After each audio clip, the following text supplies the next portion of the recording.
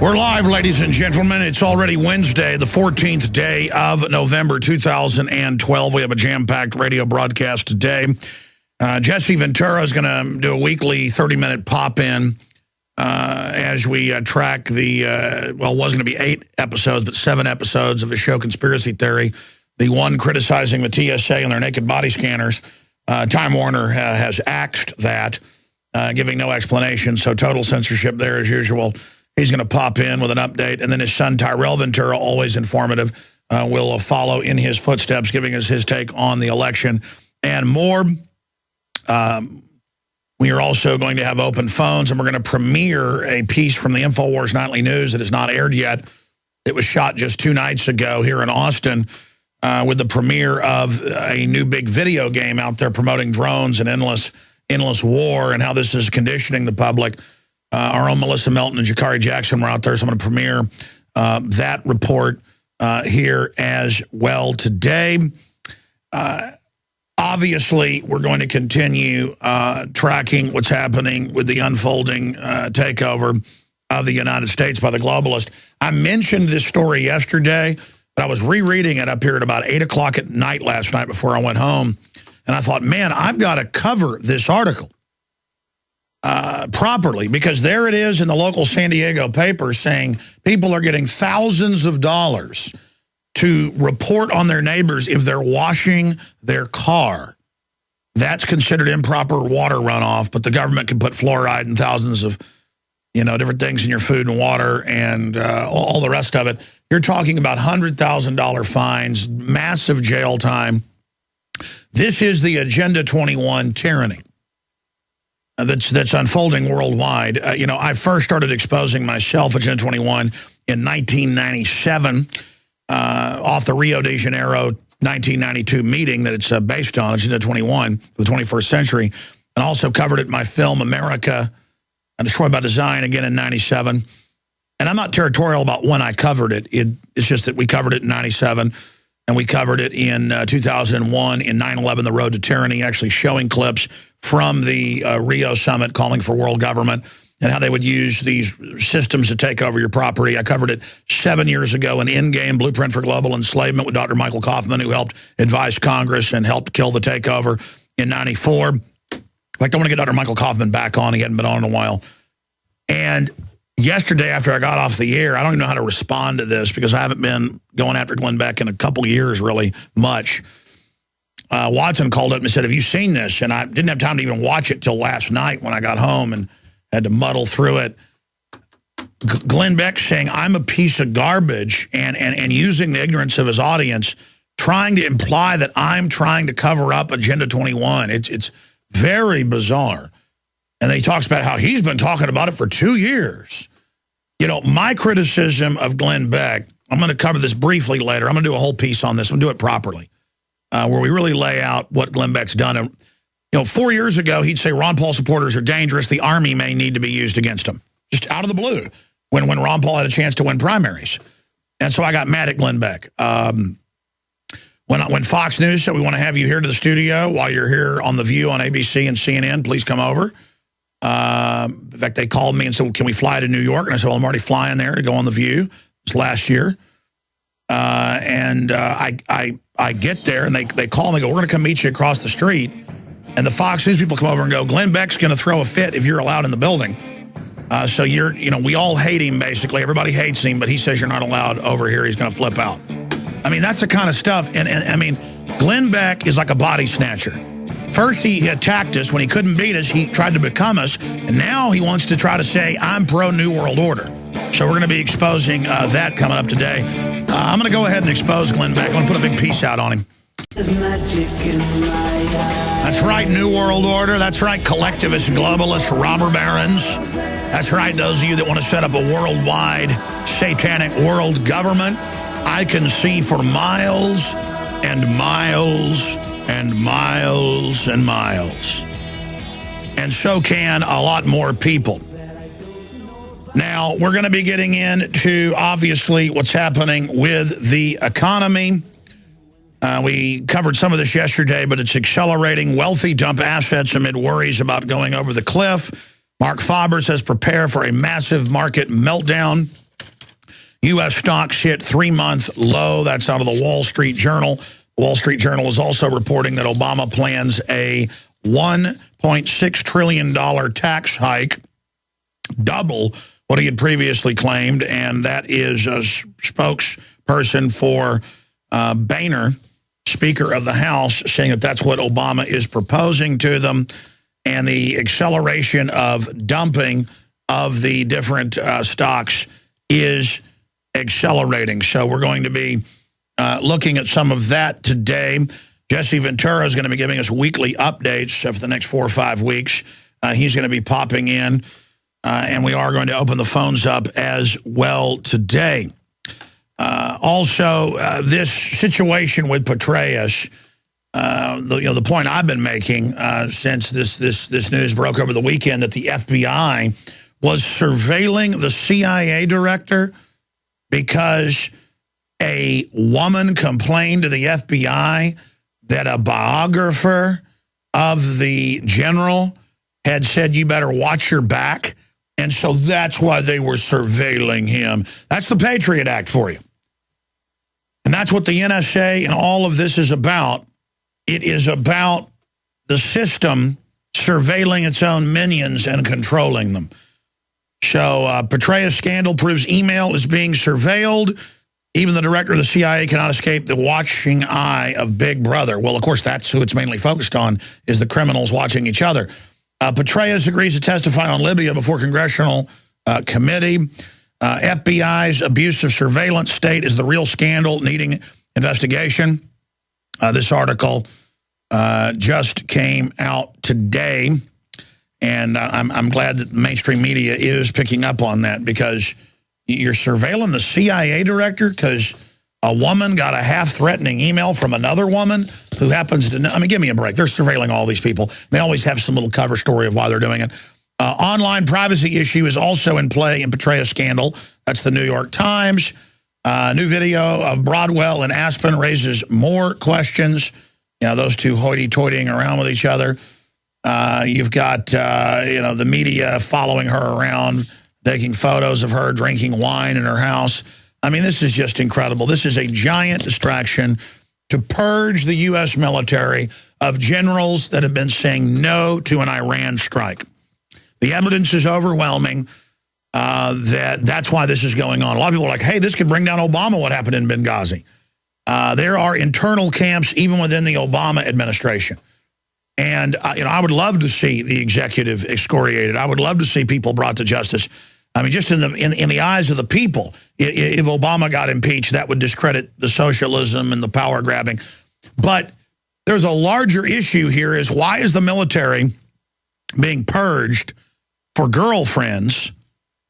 And it's coming out because of FBI surveillance and FBI raids. Now they're talking about arresting Broadwell because she might have had classified stuff, that she was given access to for her biography. Well, they classify basically everything. I mean, they classify where the general, when he was over Afghanistan, was going to go that day to have a meeting or have lunch. I mean, the CIA every year, I've seen articles where they admit they classify over 1 million pieces of news. They review news articles and then don't want their underlings reading it, usually because it's bad, news about something they've done, and they'll classify that. So just incredible. This is part of the going after the whistleblowers, putting whistleblowers in prison. This is about persecuting people that report on corruption, and this is about a power struggle within the government over who gets to control the major reins of this New World Order system. And now they're talking about arresting her. So this is certainly meant to scare everybody. They've had 4 other generals have to step down or cut back, being demoted over lavish trips or over mistresses or whatever. And the point is, the Congress, many of them are in there laying their mail pages out over the desk. That's well known. You constantly see those scandals coming out, and that all gets swept in the rug real fast. You've got deaths, in congressmen's offices of female members. You've got all these scandals that come and go, but are very small compared to this. So they are selectively enforcing on the military Plus, it's scandals people can handle. It's men with women. It's not like Penn State and the Penn State head covering it up. And clearly that was a child trafficking operation. Or the BBC, top presenter, Savelle, hanging out with the royal family and saying, quote, he does things for them. And all of that sickening stuff. I mean, this is how unsordid it is, because once you get a corrupt system, the worst of the worst get in. Do you guys have that Glenn Beck clip ready? Because we're going to play that here in just a moment. And speaking of this, we've got so much world news going on. We've got so much that is important. But I will spend a couple minutes on this at the bottom of the hour, just because Glenn Beck is very successful. Glenn Beck obviously has done a lot of good, but he's also done a lot of bad, personally to me, over the years, and taken things out of context, really tried to demonize yours truly. But that isn't why I started having issue with him, because you know me, I don't get up here and attack Michael Savage. I don't get up here and attack Rush Limbaugh. You know, I'm up against Rush Limbaugh. I mean, I criticize when he says we should put people in jail for mandatory sentences when he's would be in jail for drugs himself if that was enforced on him. But I wasn't happy whenever Michael Savage left where he was at, even though we got a bunch of affiliates out of it, because it's not about I'm going to be number one no matter what happens, and I'm going to be the guy with the most money, and I'm going to charge $500, for 300 people to come hear me give a speech so I can fly there in a private jet. I'm not even against money. It's just that at a certain point I'm kind of provincial, that I can go give speeches to 5,000 people. I could say I'm going to speak in Chicago next month, 5,000 people would be there. If I wanted to charge them $100 a piece, they'd pay it. I could fly there in a private jet, videotape myself in the private jet, and I guess I probably should do that, because that's what the world pays attention to.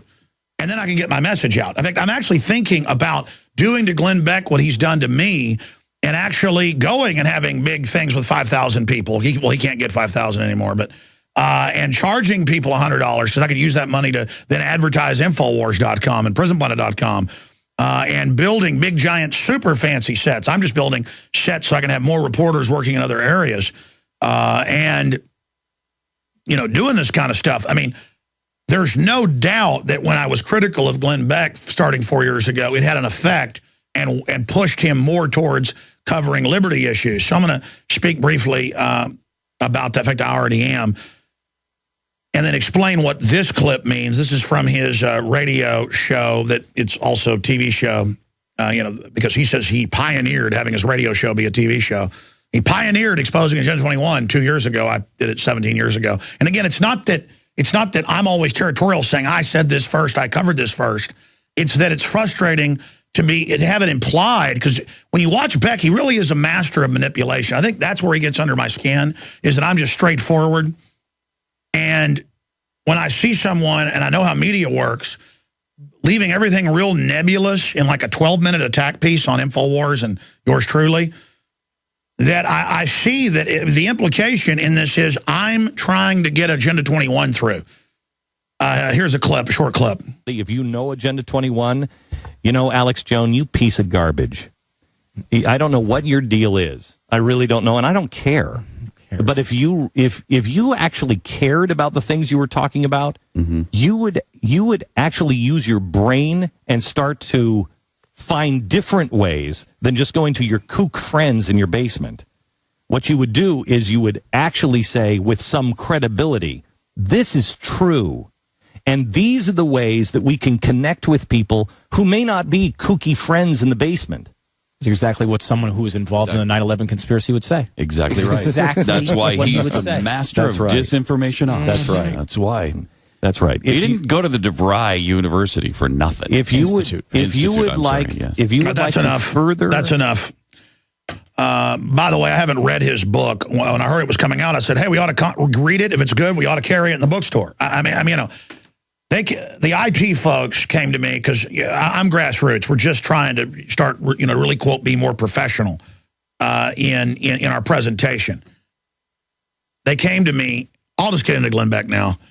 They came to me And they said, look at this. We say it's $5.95 a month. He says that. We say the truth is, here. He says that. Look, and they were showing me like dozens of things that were copied exactly from Infowars.com and just dozens of examples. And I said, listen, that's a good thing. Let's not do an article about Glenn Beck. He's not attacking Ron Paul, saying the Army needs to be called out on his supporters like he said 4 years ago. By the way, I'm going to put a video together with all this since Beck's fired at us. He fired first blood. Okay, we're going to open up on you. You want it, you got it. And, there aren't FEMA camps. When we sent him a package of info, and I know it got to him, with the Civilian Inmate Labor Camp Program, the Model States Health Emergency Powers Act, the congressional hearings, and he came out and said that wasn't true. And all the behind-the-scenes stuff. And when Glenn Beck got better at covering the New World Order, I just left him alone, even though he was still doing stuff behind the scenes. And then to do his latest thing, where he put out a hoax video about Agenda 21, our guys posted it for 30 minutes this weekend.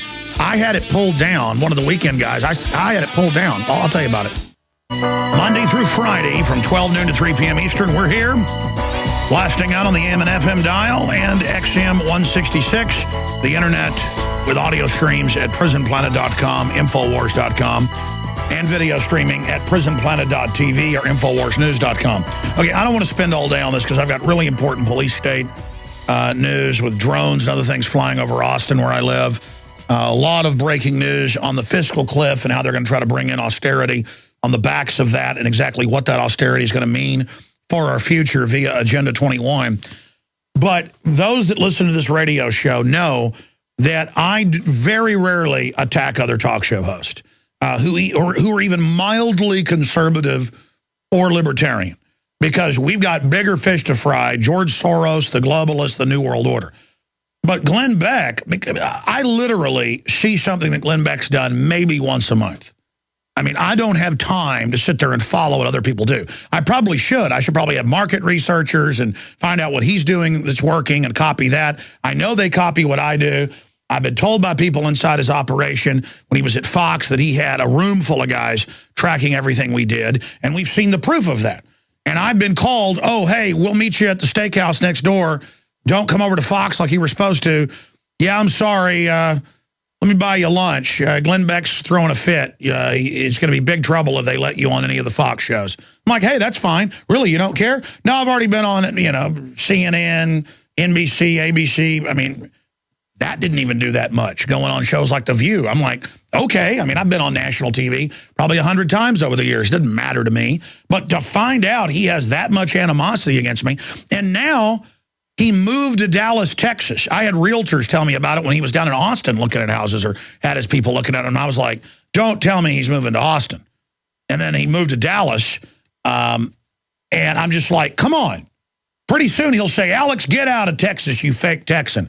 Because he implies that I'm helping Agenda 21 because of this. And I tell you, Aaron Dykes last week went around and warned people. And he does this all the time. He goes, hey, this is an ad, and I can have a document cam shot, people watching on prisonplanet.tv. This is a ad, and we'll zoom in a little bit so people can read that. This is a ad. Got some new people on there we're training. That is running about a Glenn Beck book, but it looks like an official UN Agenda 21 eugenics ad saying there's too many people, stuff like that. And he said, it's obviously some type of stunt. Aaron said, it's a trap. And I'm like, obviously, he's going to say when people attack him for it that it was bull. So we went around and warned everybody but one person. We got like 6, 7 people that post and write articles and things just on Infowars.com. Saturday morning it goes up. We have the timestamp, 34 minutes.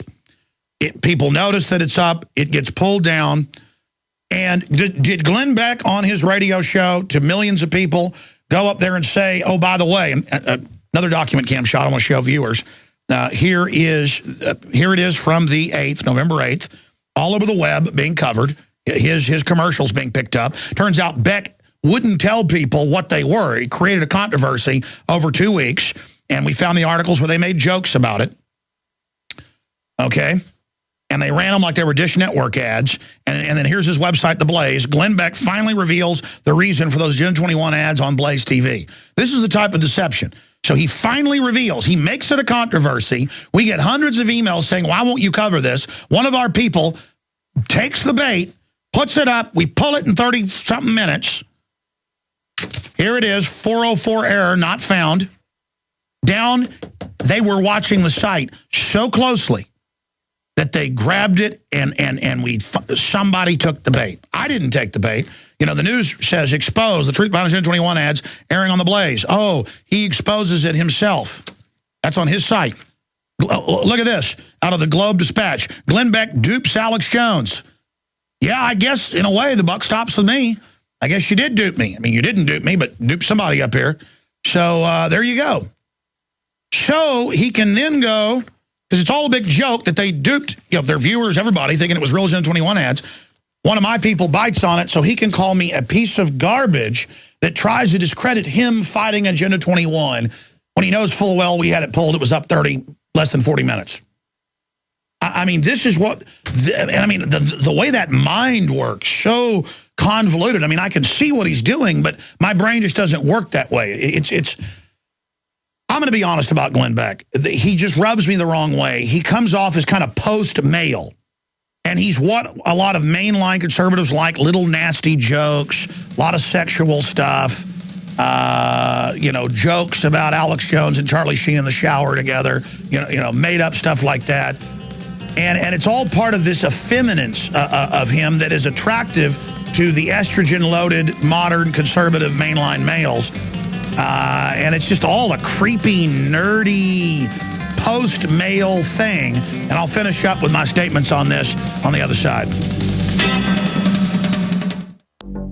I've got a lot of geopolitical news to cover, the economy, phone calls, Jesse Ventura joining us again, and a lot more here today. We're going to break a report by Jakari Jackson and Melissa Melton on Black Ops 2 and the conditioning for the police state and drones, integrated with real news of anti-terror drones and more here in Austin, Texas.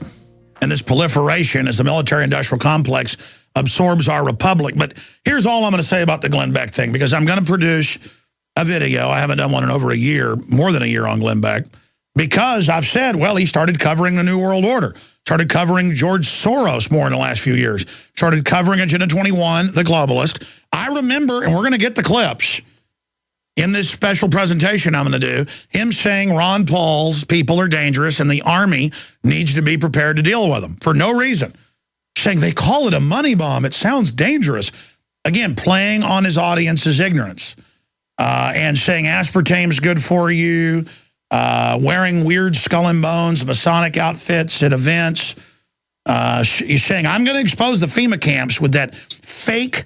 He loves conning people, laughing for a month, building up the audience, getting the patriot audience whose money he wants, whose time he wants, but who he hates. And I mean, just the pigginess of it, the post-male, weird, effeminate, Nelly, male tardism. I mean, you look at him and his co-host. I mean, this is a group you wouldn't want to hang out with. And I mean, I'm sorry, I haven't talked about him in a long time, despite all the stuff that goes on behind the scenes.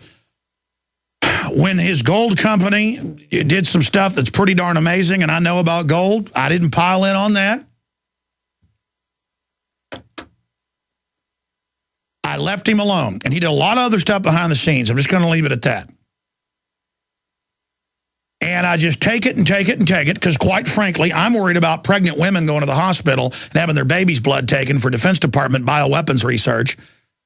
Quite frankly, I'm more worried about the fact that there's fluoride in our water. I'm more worried about the fact they're trying to start new wars and are surveilling us and purging the brass in the military. I'm more worried about the FEMA camps and the rest of it. But, I get New York Daily News, Rolling Stone, Nightline, all these places comparing me to Glenn Beck. And even some of them over the years saying I'm a Glenn Beck wannabe. So I'm not territorial about information.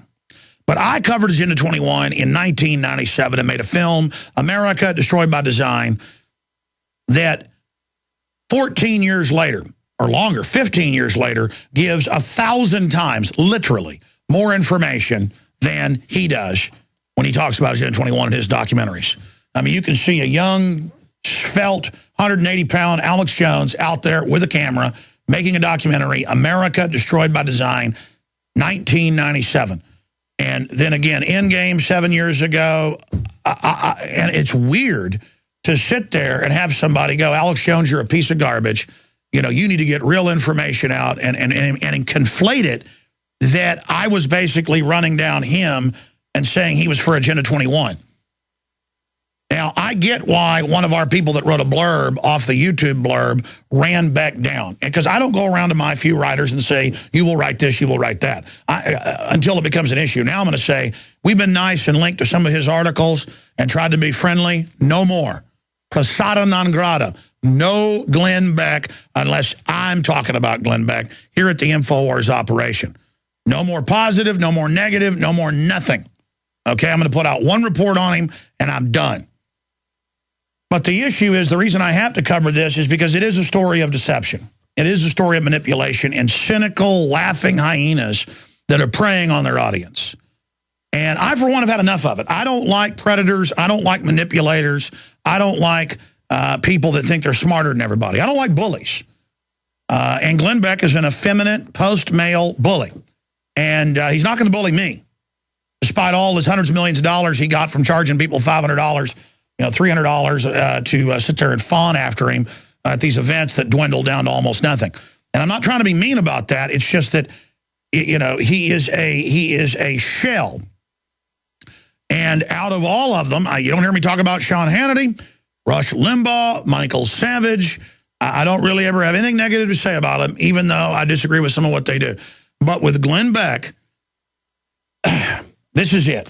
4 or 5, I mean, I remember first hearing him 10 years ago because I was on the same station he was on here. What was it, 1260 before it went sports, was my local affiliate in Austin. And I remember my local show on there, and I remember hearing Glenn Beck when he first went on WOAI, and it was kind of like Rush Limbaugh, but then he would do kooky conspiracy stuff, like things that were bubble gum, things that were cotton candy, things that weren't real, that weren't dangerous. It was like rumors and superstition and kind of crystal ball type stuff. You know, fold the dollar bill and it does that. And I'm like, man, this guy's a fruit box. You know, this guy's fruity. So I didn't tune into it because I didn't like it. And the talking real slow and drawing you out to get any information, kind of the, you know, it's like a chip bag where it's 90% air and a little bit of chips down at the bottom. I'm just not into that. And so I didn't ever really follow him. And then I saw him attack Ron Paul. People were like, hey, you need to defend Ron Paul. He's saying the Army needs to be called out against Ron Paul supporters. You know, there's not a New World Order. There's not a Bilderberg group. It was kind of like Rush Limbaugh, hey, you know, the CFR doesn't run anything, black helicopter, kook detector. And I'm like, so what? Let them do that. You know what? That's just what they do. But then he began to cover all this, but make it a Democratic Party conspiracy only, and attack yours truly on his radio show. And I'm like, well, that's not cool. Now you want to become Alex Jones, but only partially, while running me down. And I know Beck's mad that Rolling Stone and many other publications went and reverse engineered almost everything he talks about and found out word for word. It was researched, discovered by my researchers, my guest, myself, and put forward. So here it is in a nutshell. It's very simple. Because of the good Lord above, your support, and friends out there in the media across the political spectrum who actually care about having a future. Because of all of us that really want liberty and freedom and are upset about being slaves. See, that's what motivates us 100%. That may motivate Beck partially, but he's an egomaniac. He's domineering. No one liked him at Fox. With him, it's all about he's going to be numero uno. You know, he came from the old radio market model of fighting with the other host on the other station. I'm not doing that. I would love it if Glenn Beck reached 1 billion people a day instead of a couple million, and was the biggest thing since sliced bread if he was a real patriot. I mean, I love other people's success. I love WorldNet Daily's success. I love Drudge's phenomenal, unparalleled success. That's why I have other talk show hosts on. I like George Norrie. I mean, he's so successful and so confident. He had me on 10 years ago and helped us to a great extent. And we're still friends to this day, more so than ever. And I know behind the scenes, pressure was put on people through Clear Channel and Premiere by against myself, by you-know-who, to not even have me on other shows. Just constantly shut Alex Jones down, keep him down, don't let him be heard. And, when somebody is rooting against you, and when somebody's taking your research and your terms and your and your promotions and almost everything you do and mixing it around with Oprah Winfrey in a box and shaking it up and then trying to knock you out, man, that is really creepy. And that's what imposters do. That's what imposters basically engage in. Glenn Beck couldn't destroy the Liberty Movement and say the Army should be called out against it. It really hurt him when he was at CNN. So then he became the Patriot leader and had the big events and tried to become the messianic religious leader as well, and talk about seeking after power. He even moved to Texas, where I live, and he wants me out of the way. I mean, that's what this comes down to. Glenn Beck knows he can look at the numbers and see that we are exponentially growing from a true organic place without ever joining with the New World Order to get power. See, he joined with the establishment to then get his presence and then realize which way the wind was blowing, and that there was a bigger market to sell books to the Patriots, because that's a bigger market than, mainline conservative or liberal, and went off to do his own thing, taking a lot of what we've built and pioneered to a bigger scale. Great. Great if you didn't have it out for me, because the imposter who couldn't defeat the Liberty Movement joined it to try to take it over and co-opt it, but still Alex Jones is right there. Still people are all over his websites when he criticizes us. I sit there and go, hey, the elite, the elite like to kill and rape kids. Did you hear about the babies with the gold foil? Dozens of them they were trying to ship into the West for rich people to eat. That's the kind of stuff they do. No, I'm serious. The elite really eat babies wrapped in gold foil. Did you see the article? Well, they took a clip out of context where I was saying the Bilderberg group was in there eating babies when I'd said that was a joke in that part. Bullhorning for 8 hours a day outside the deal. But it's true. I go do a joke where I'm the Joker, to talk about the New World Order and play the part of a bad guy. People say, oh, that's really Alex Jones. Well, I'm going to play Satan later in the week. I just shot something last night that's very disturbing because I want to show you what real evil is. People will say, that's who I really am. So I get where all this is going. And again, I rarely talk about other media people because it feels dirty and it feels horrible and it upsets me to even get in the mindset of I need to become more successful so I can show all these people. I need to make more money so I can show everybody that I'm number one, that hyper dominance. When all I want is a future for my children, all I want is the republic restored, and I don't want a bunch of infighting with people that are in the Liberty Movement, and I inherently wish that Glenn Beck wasn't the fake, manipulative little bastard, excuse my French, that he is. I mean, I wish to God that wasn't the case. I want to believe in him. And Glenn Beck, you're a piece of garbage. You really are a little piggy-eyed manipulator, and you can see them in a post-mail frenzy of enjoyment that they're smart and they know how to manipulate people. And the fact that he would sit there and less than 40 minutes, I got the timestamp here, it's like 34 minutes, 35 minutes, somebody post a video where he's running ads, which they now admit were meant to create a controversy, asking, what are these pro-UN population reduction eugenics ads? They call them that. What is this? And then we get hundreds of emails and calls, and we're like, oh, this is obviously something he did as a stunt. It's a hoax. We don't tell one person about it. And it goes up, and they're ready to go play the part of the victims and say this. Let's play this clip one more time. Here is Glenn Beck, just after talking about his book on Gen 21, segueing like I'm a piece of garbage that's hurting things by not going with the truth. Here it is. If you know Agenda 21, you know, Alex Jones, you piece of garbage. I don't know what your deal is. I really don't know, and I don't care. But if you actually cared about the things you were talking about, you would actually use your brain and start to find different ways than just going to your kook friends in your basement. What you would do is you would actually say with some credibility, this is true.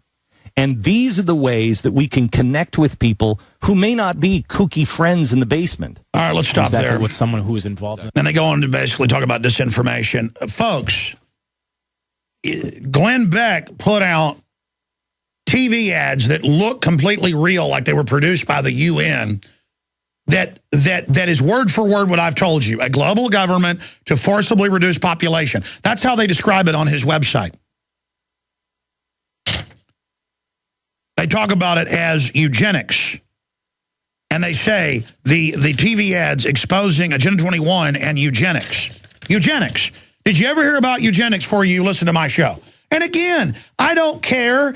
The most sincere form of flattery is imitation. I want to defeat the globalist. I don't territorialize this information. I get happy when I hear other talk show hosts talking about this. But to sit there and put out deceptive ads, let it become a controversy, and wait, I mean watching, obviously with Google updates is clearly how they knew.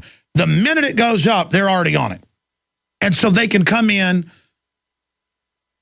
and freak out after the weekend, and I'm told it's still ongoing, about how I'm trying to hurt them because they're fighting Agenda 21. This is exactly what Glenn Beck did 4 years ago, saying, and by the way, I'm going to get all the clips back, and I'm going to show all the bills and all the confirmations of FEMA camps, and I'm going to show you saying there aren't any and that we're kooks. I'm going to show all the things you've done and how you've changed. And see, I was hoping he'd change for the better and saying, hey, let's be nice. You've heard me. Let's be nice to Glenn Beck, which, by the way, you moron, is good for you. You are just a little bit bigger than us when you count your radio stations, that you have a lot more affiliates. That's why on the web now, for the tens of millions you spend on advertising, you have pushed past Infowars.com. I don't sit here and get upset by that. That's great, because I agree with most of what's on your site. The problem is that you will then turn back and stab us in the back later because you can't help your nature.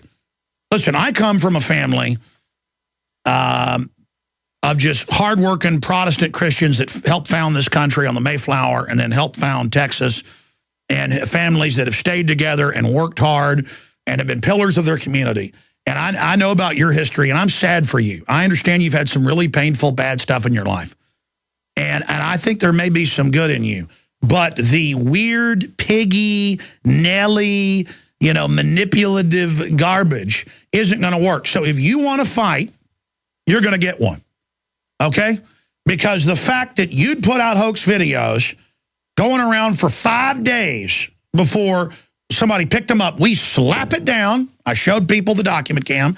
It's been a dead link since 30-something minutes after it went up, and they run around saying, we've got him. He said something bad about us.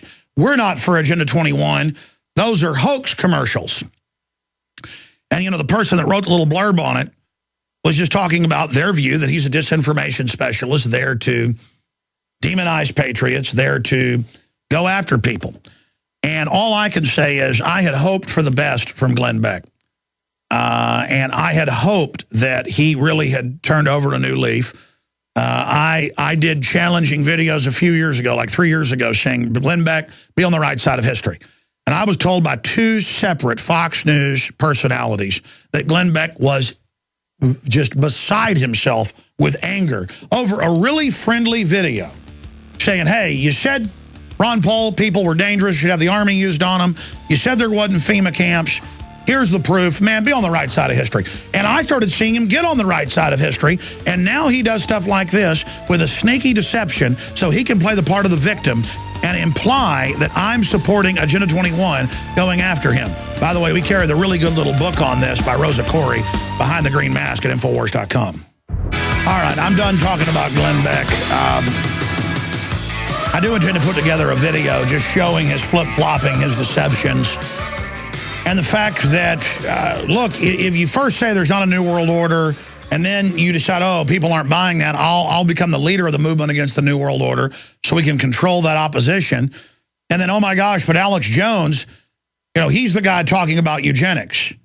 Because again, whenever Beck talks about it, it's about how communists want to do it or how the liberals want to do it. This is the whole agenda. This is Bill and Melinda Gates. This is Ted Turner. This is all of them. And Beck will not touch those people. And you're not going to beat them if you don't go all the way. So I get it. I make him passé because I actually go all the way. And so he's going to, oh, and he's a 9/11 truther. Folks, the government runs al-Qaeda publicly in Libya and Syria. Criminal elements of it. Got the underwear bomber on the plane. That came out in congressional hearings. Okay? The globalists run the terrorists. That's my point. And they're letting them attack us or staging events or provocateuring them to scare us into submission. I mean, that is well known. And the system is afraid of that. Maybe I need to talk more about government-sponsored terror, more about false flags and historical examples, because the system is scared to death of it. They are so scared because they can't stage events and take your liberties. They can't stage a Fast and Furious and ship guns into Mexico to kill people and blame the Second Amendment because people are looking for it now and expose them. It's incredible. I just want a future. You know what I want? I want a future. I want a future. I want a future. You know, I was offered the big national syndication deal 12 years ago and 10 years ago and 8 years ago if I'd sell out. I said no. I was offered all the stuff that other talk show hosts were offered. I'm sure a lot of them get offered it to get into Beck's position or Hannity's position or Limbaugh's position. But I've chosen to be on the right side of history. And I can't compromise. I mean, I can't pre-phrase what I'm going to say. I've got to say what I've researched, what my heart and my intellect knows. And I've sat here from the grassroots and funded myself to build an organization reaching 15 million people a week, thanks to your support and God's support and your prayers.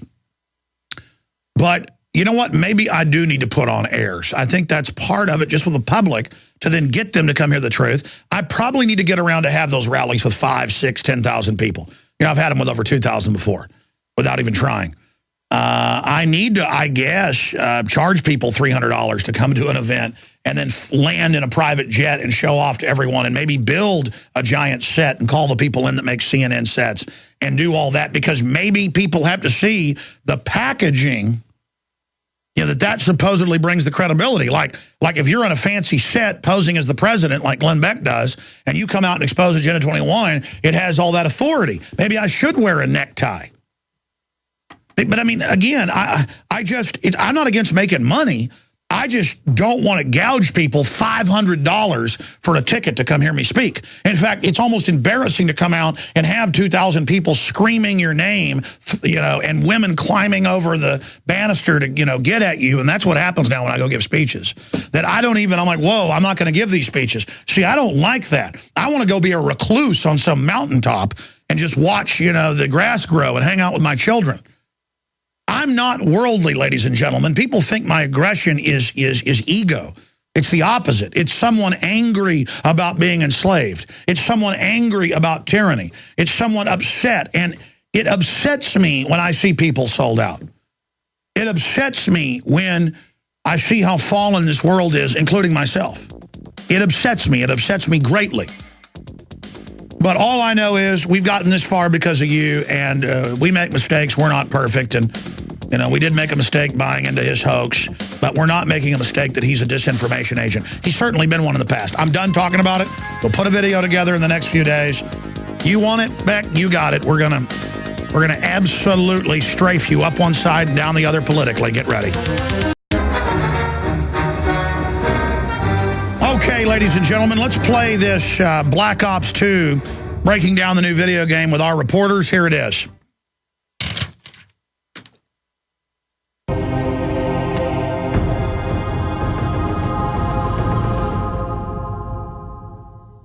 I'm Melissa Melton reporting for InfoWars Nightly News. We're here at the Black Ops 2 premiere, and we hope to... If you've been following InfoWars over the past several weeks, you've seen we published articles concerning the public perception of drones. Let's find out what these gamers have to say.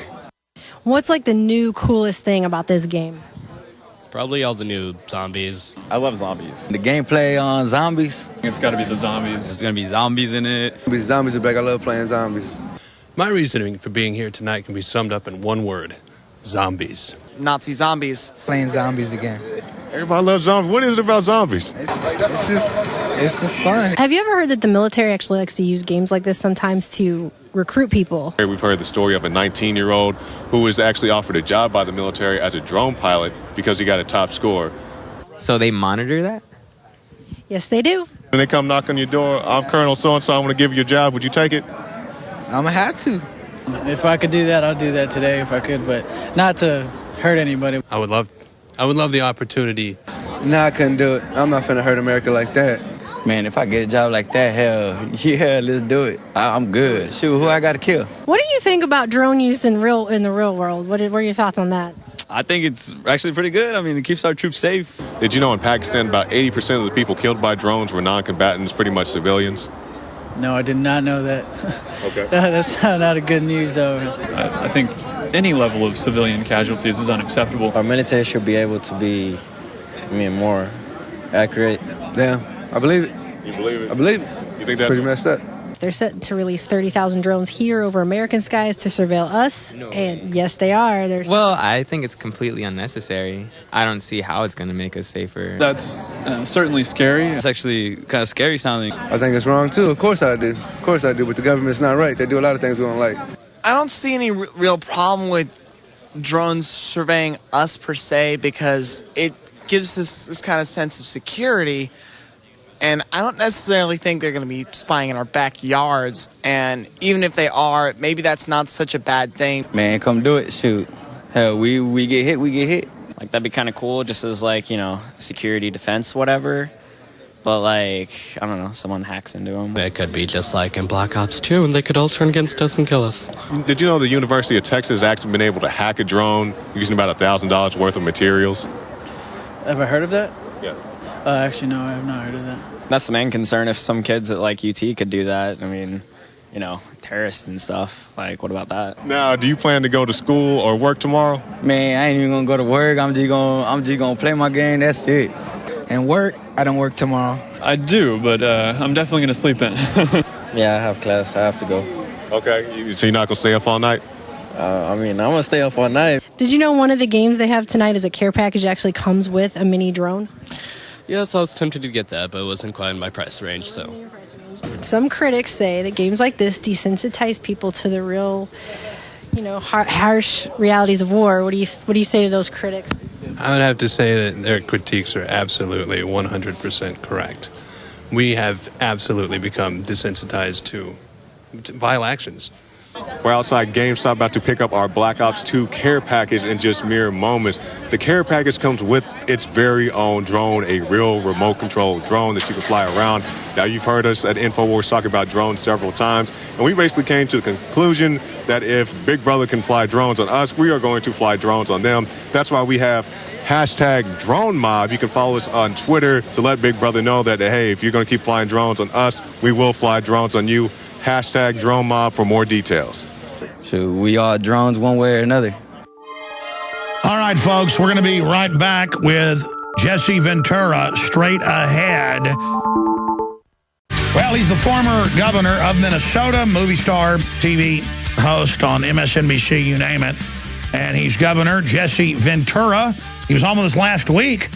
We were talking off air, and we're like, yeah, why don't we do off and on weekly updates over the next 7 weeks as the hit show Conspiracy Theory is in its third season. We're going to talk some about that. They were saying last week it's going to be the death ray tonight, Tesla technology, which I do know the FBI came and seized all the stuff after he died, and that the man was a genius among geniuses and made Thomas Edison look like a novice, like myself when it comes to electronics and the application of science. I can grasp the basic systems, but certainly not the development of it. So that is what's scheduled to come on tonight, 9 o'clock Central, 10 o'clock Eastern. And Governor Jesse Ventura joins us. After he leaves us, I will get into the developments in the economy. Jesse, let me throw a curveball at you here, Gov. Sure. As soon as Obama got elected, the economy started accelerating its implosion. But that's what Max Kaiser and Gerald Celente and others said would happen, that as soon as he got in, they'd stop propping up the economy, scare everybody just like they did 4 years ago, to say, hey, give us more taxes. And now they want a VAT and a carbon tax that I know you exposed in some of your shows, but most of it will go to prop up the too big to fail derivatives. You did a big groundbreaking special on the Wall Street Mafia.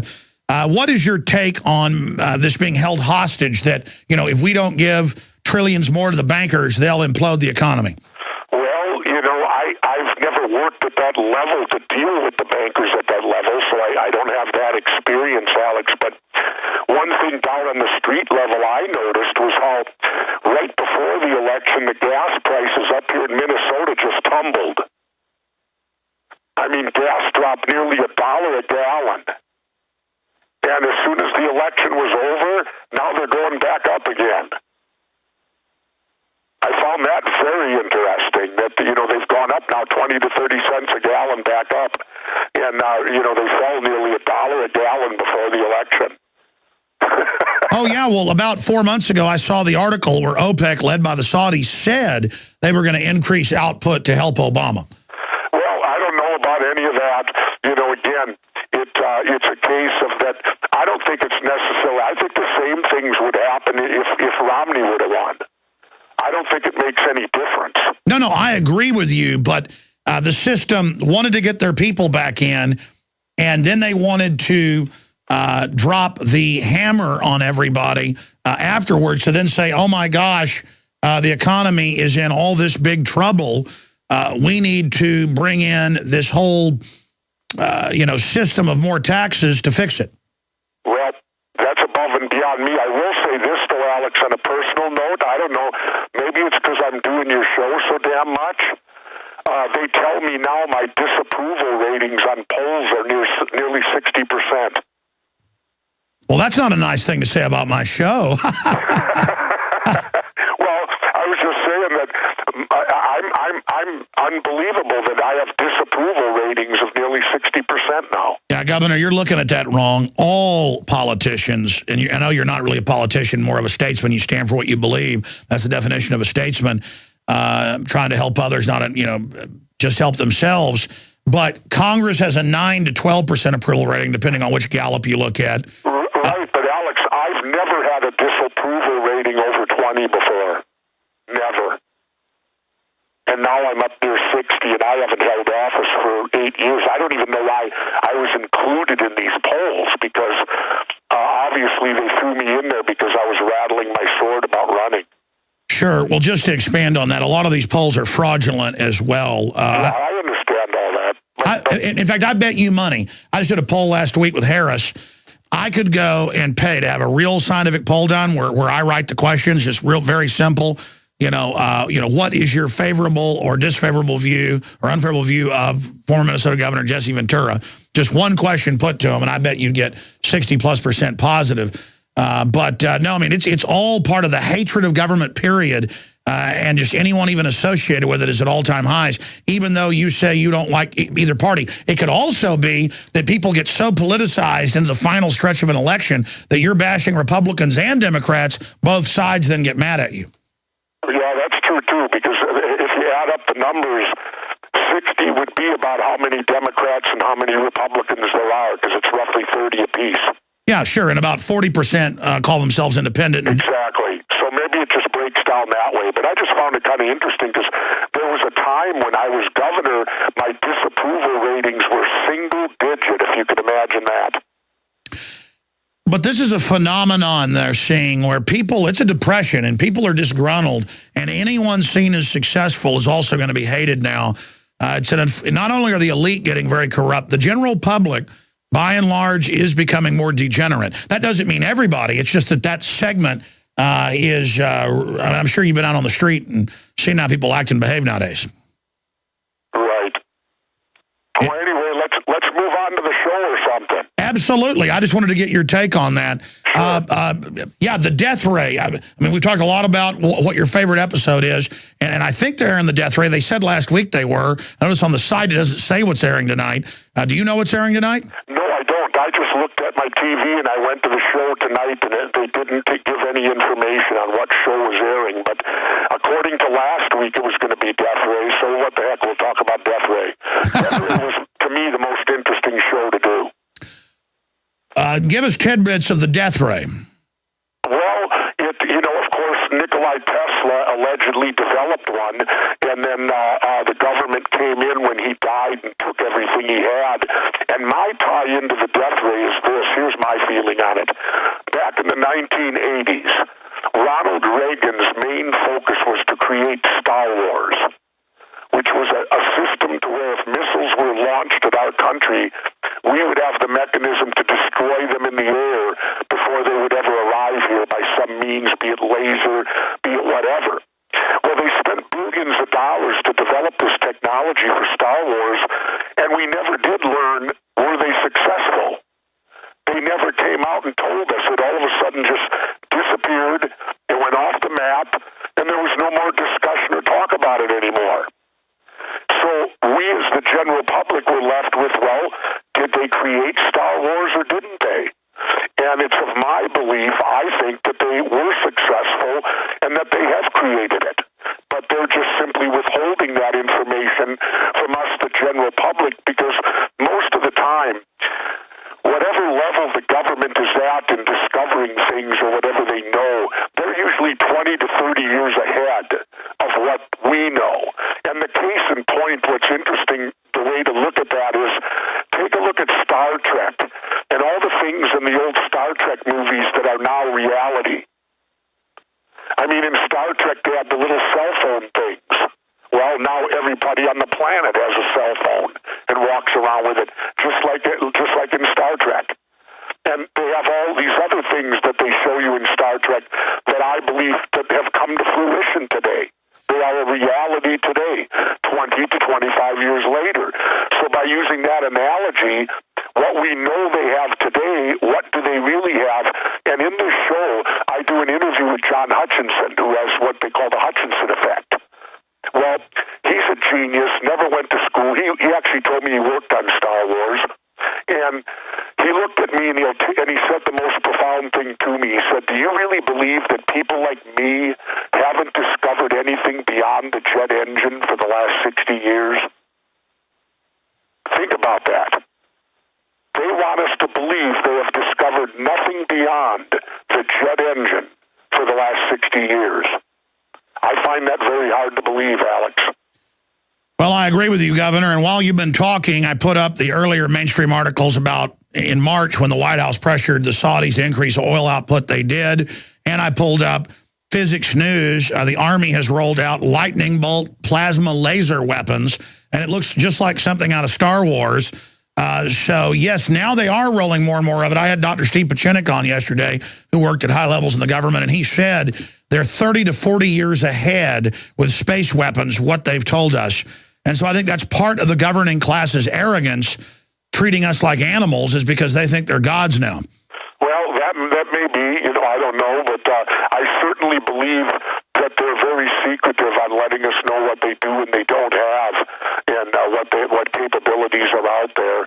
And probably, but I would say I'm 60 years old now, so what they have right now, I may not even learn about, because I could have shuffled off the planet by the time it becomes regular knowledge. Well, doesn't, under the national security state, wasn't this going to happen since 47, where our money can be taken, unlimited trillions, and then in secret develop underground bases, super weapons, you name it, to where now they're just like, sit down and shut up. The Congress is told by the secret government, the shadow government, sit down and shut up, and they do it. So it's a breakaway civilization is what we're talking about. Well, again, Alex, you know more about that than I do. I would just tell you that we have the right, if they use our money, to know everything they're doing. That's my opinion. Well, it's not your opinion. That's law, but now they even ignore the FOIA suits and the rest of it. I mean, it's just out of control. Yeah, I would, and the only way it's going to get under control is for people to stop electing Democrats and Republicans.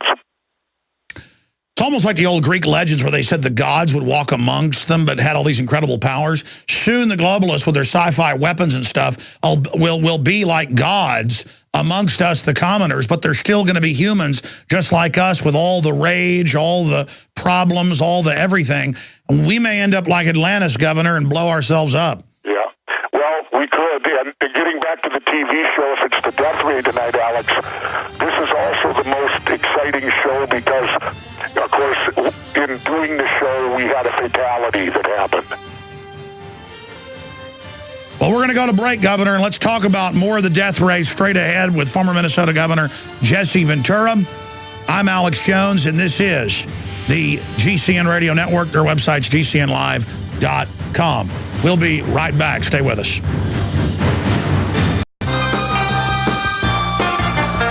I was just talking to Jesse Ventura during the break, and he said he was joking about coming on my show being unpopular. He was pointing out that the Minnesota paper there in Minneapolis did the poll.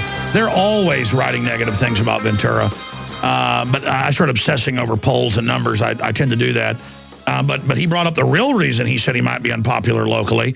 They only publish the sworn testimony of people that admit they weren't even there and weren't witnesses of hearsay that Jesse said he was glad U.S. troops were dying, which I know he would never say.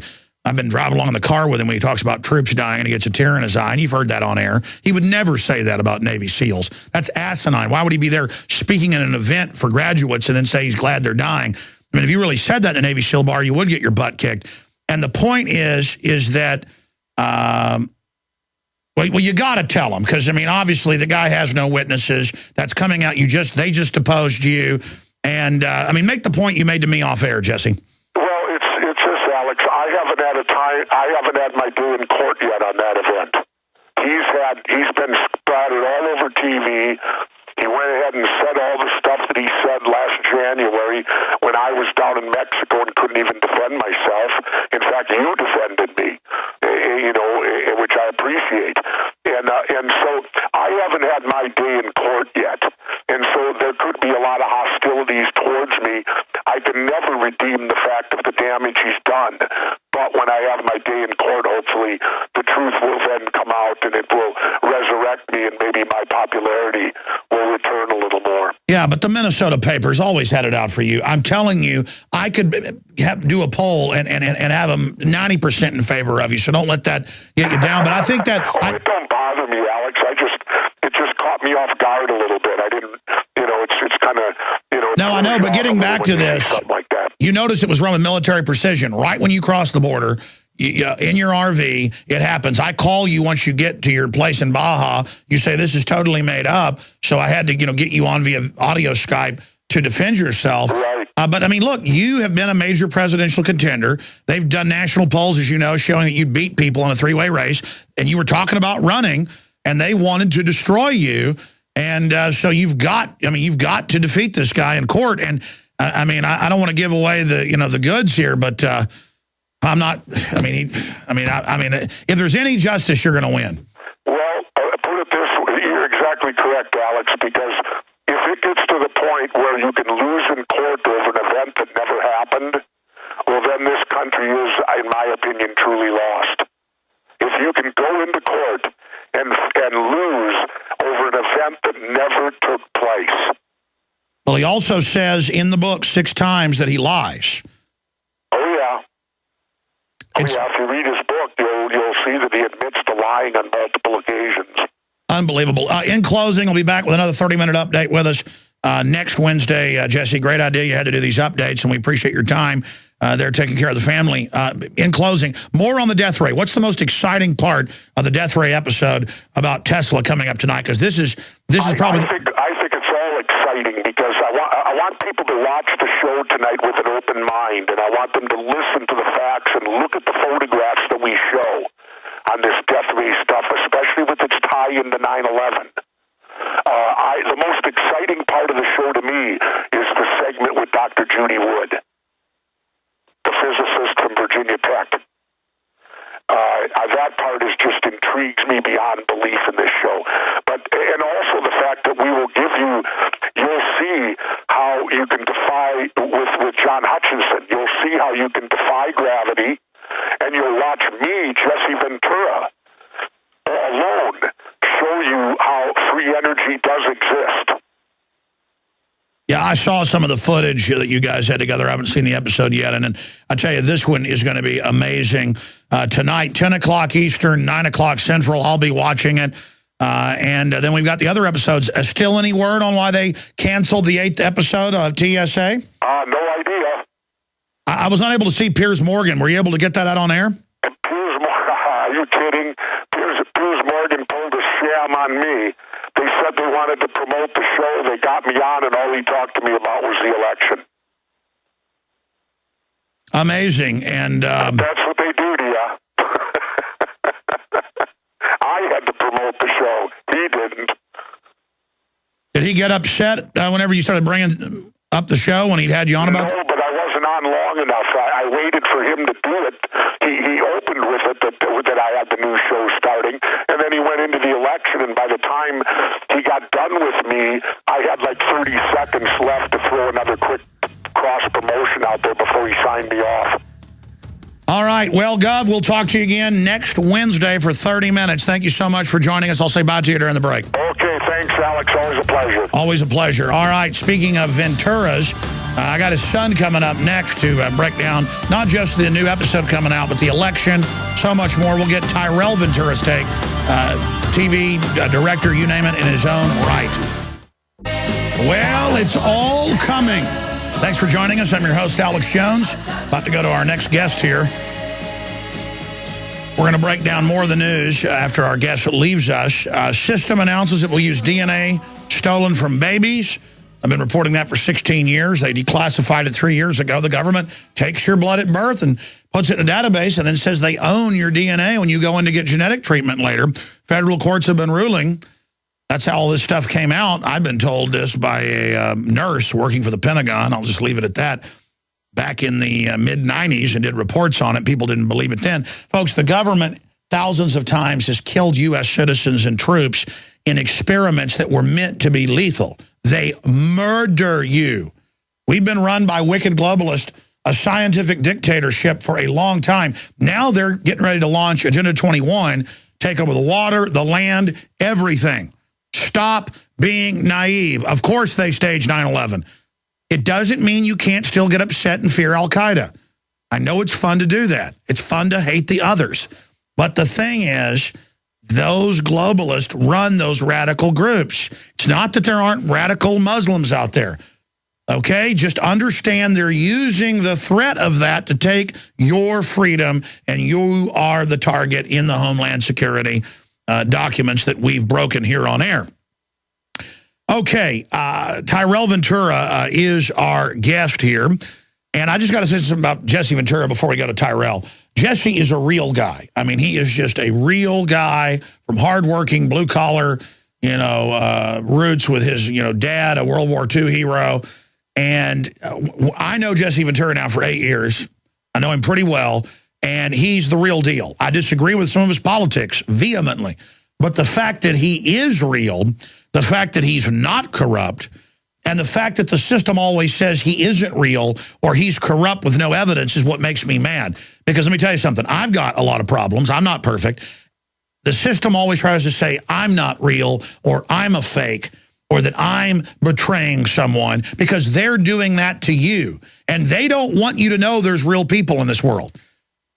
And that said, Tyrell Ventura, who's made a bunch of different films, TV shows in his own right, run camera on the last 2 episodes, done research. He's now one of the hosts and reporters on 3rd season of Conspiracy Theory. And he joins us. And I was just thinking during the break about your dad. I didn't intend to get you on and then talk about your dad. In fact, I didn't even intend to get both of you on the same day. I was going to have you on last Friday, but I didn't set it up. So it just so happened that it fell today. I looked at the schedule and figured that out. But talking about your dad, something no one's probably ever asked you, or at least I haven't. Or I've never heard you talk about it. How hard is it for you to watch people say that he went to a Navy SEAL club and said he's glad Navy SEALs are dying when you know your dad? I mean, I know he would never talk like that, and says the opposite on my show when they lie and say he got pulled over trying to fly out of an airport when he didn't do that. To see the disinformation campaign and to see things like that and to see the system using the ignorance of the population against people. I mean, I know you don't want to talk about the case, but, I mean, how has it affected you and your family to see the national news spread all those lies about your family? Well, anytime anytime you live through, your father being a governor and all of the things that are, said in the heat of politics and the smear campaigns and things like that, you develop a pretty thick skin. And, it doesn't affect us as a family personally. I mean, do you like seeing people spread lies and disinformation about your family? No, of course not. But we believe in what we're doing, and who cares what they say. Exactly. Well, that's my view on it. I'm just so sick of it happening in my own life, because when you look at the piles of crap that are doing it, excuse that term, but that's what it is, it's just, you can't believe there are people this dishonorable who think it's cute and funny when they manipulate people. It's just the standard tactics that are done in any kind of political environment. You have to tear down the enemy, or you have to insult people if you don't agree with them. It's kind of what we've devolved into in our political discourse these days. Whether it be the incident involving people saying that my dad said horrible things about the Navy SEALs, which we all know he would never do. Or making up that he's getting speeding tickets, or when he was governor and the disinformation and lies were put out then. It's just it's what we kind of devolve into as a society. It's a TMZ culture, and that's kind of what they prey upon, is that people would rather gossip than actually have real discussions about real issues. Exactly, and it's a way for little people, especially who see themselves as little, they're not really little people, to make themselves better than somebody, is to just claim they're bad so they can feel good. And it's something the manipulators are fully aware of. I want to get into tonight's episode. I know in the promo last week, they were saying it's the death ray tonight, but on the site, last time I checked, it's not saying what's airing tonight. Tyrell, do you know what's airing tonight on True TV? No, it is death ray, yeah, for sure. As far as I know, unless they changed it last second, but I doubt that. No, it is the death ray episode, which is essentially an episode of investigation we went into on directed energy weaponry. Nikola Tesla and things like that, and what kind of he was playing with towards the end of his career, and what became of that energy, what became of that technology and free energy and all of those things that it's powerful. It's really powerful. This episode definitely shook us to the core, as you'll see tonight. There was some things that happened during this episode that was pretty extraordinary, even if they're just coincidence. And it's probably one of the most powerful episodes I think that we've done. And of course, you're talking about a death that happened. Yeah. Could be coincidence, might not be. I don't know. There's nothing that says that it was anything more than it was. But he died right after you interviewed him. Correct. Yeah. And like I said, there's no facts that says there's anything more than just he passed away.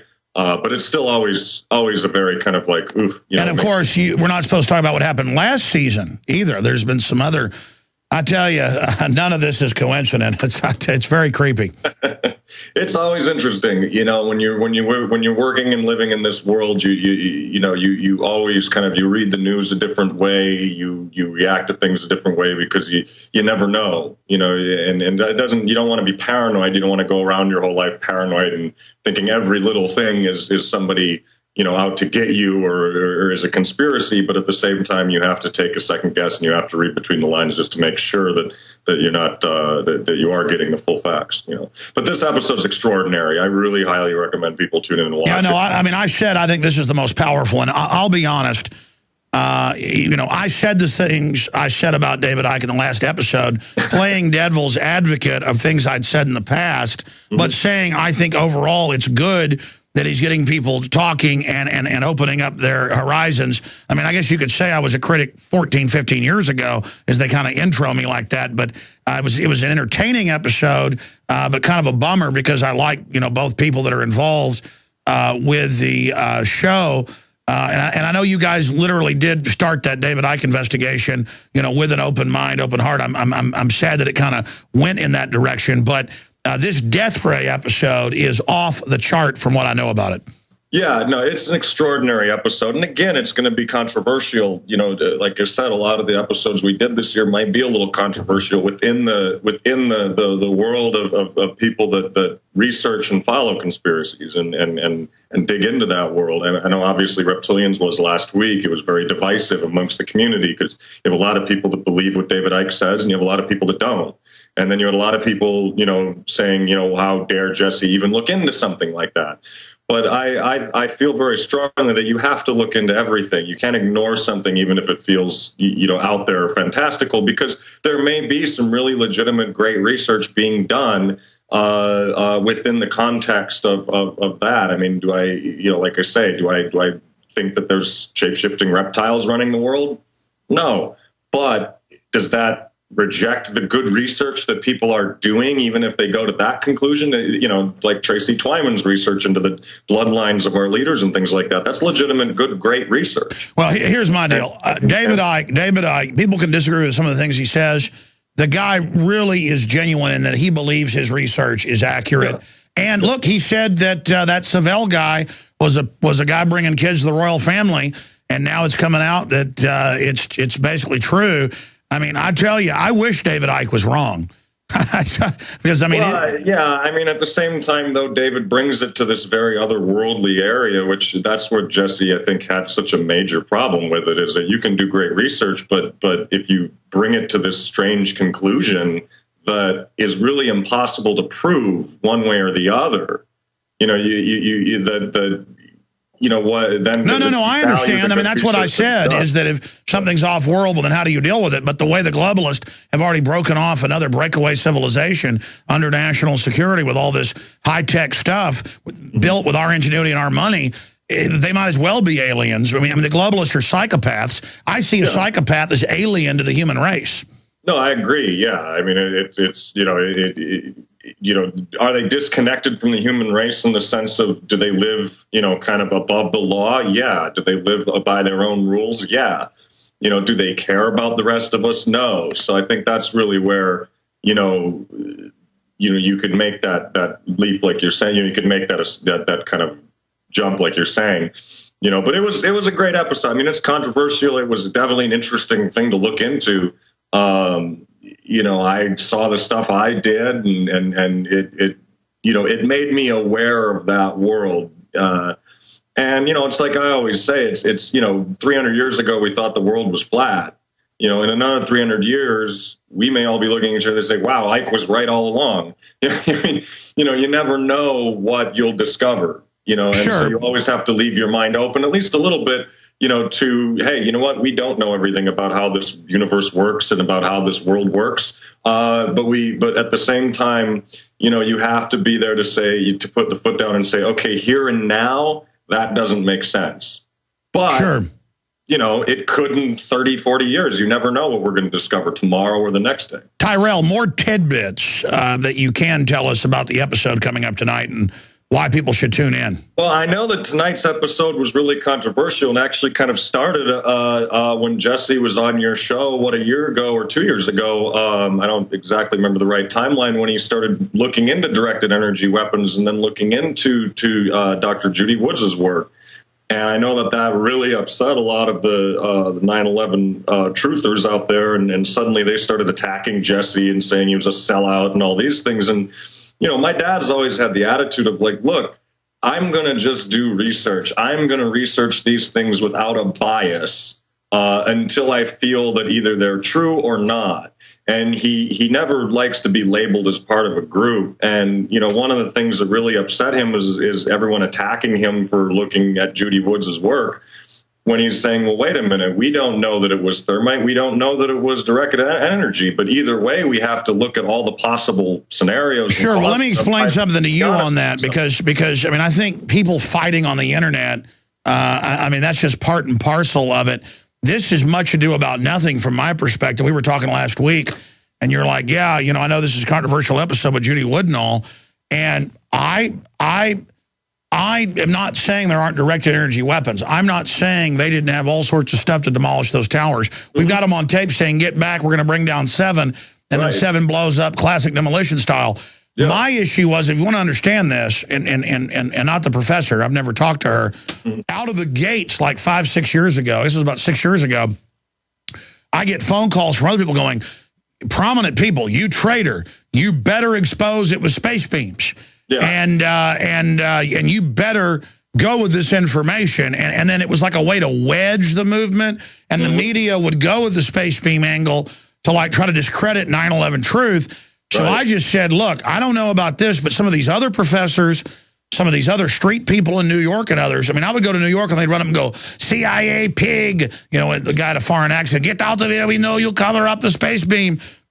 And so my whole deal was I was bum rushed and told you better adopt space beam. So I just went, whoa. I mean, it was kind of like 6-7 years ago. This guy sent me an email and said, he said, you will cover the Vatican or I will expose you for working with them. And I like sent him an email saying, well, you know, go where the sun don't shine, buddy. So, I mean, you know, it's like, you know, people that want to get on your show, they're like, I'll expose you if you don't have me on. You know what I mean? Oh, yeah. You know, and it's you know, Jesse came upon that information. You know, he came upon Woods' work, you know, on his own. He wasn't told to look into it or anything like that. He just, you know, someone had said, hey, have you checked this out? And so he read her book and said, wow, this is a pretty interesting, plausible theory in Jesse's mind as he read her book. And I know I had a big problem with it because I for a long, you know, I firmly believed in the thermite, you know, definition and you know, the good research that's been done that way.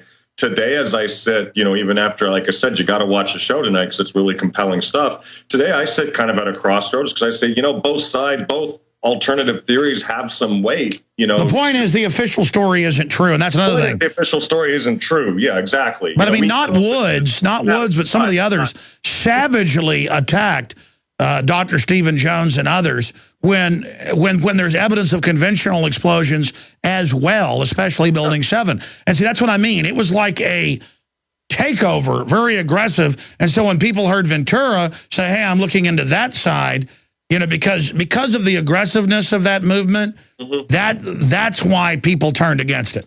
I got you. Yeah, no, and you know, that's one of the things I think that's so important, especially in looking at people's reactions to these last two episodes. And I think their reactions to tonight's episode is you have to do the research. You have to look into every possible thing before you can discredit something or before you can credit something.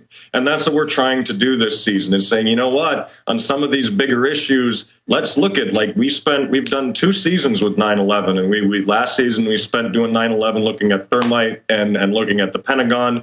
You know, here's another option. And it happened to fall into something we were already wanting to get into, which was Nikola Tesla and the work that he's done and potentially what happened to his work.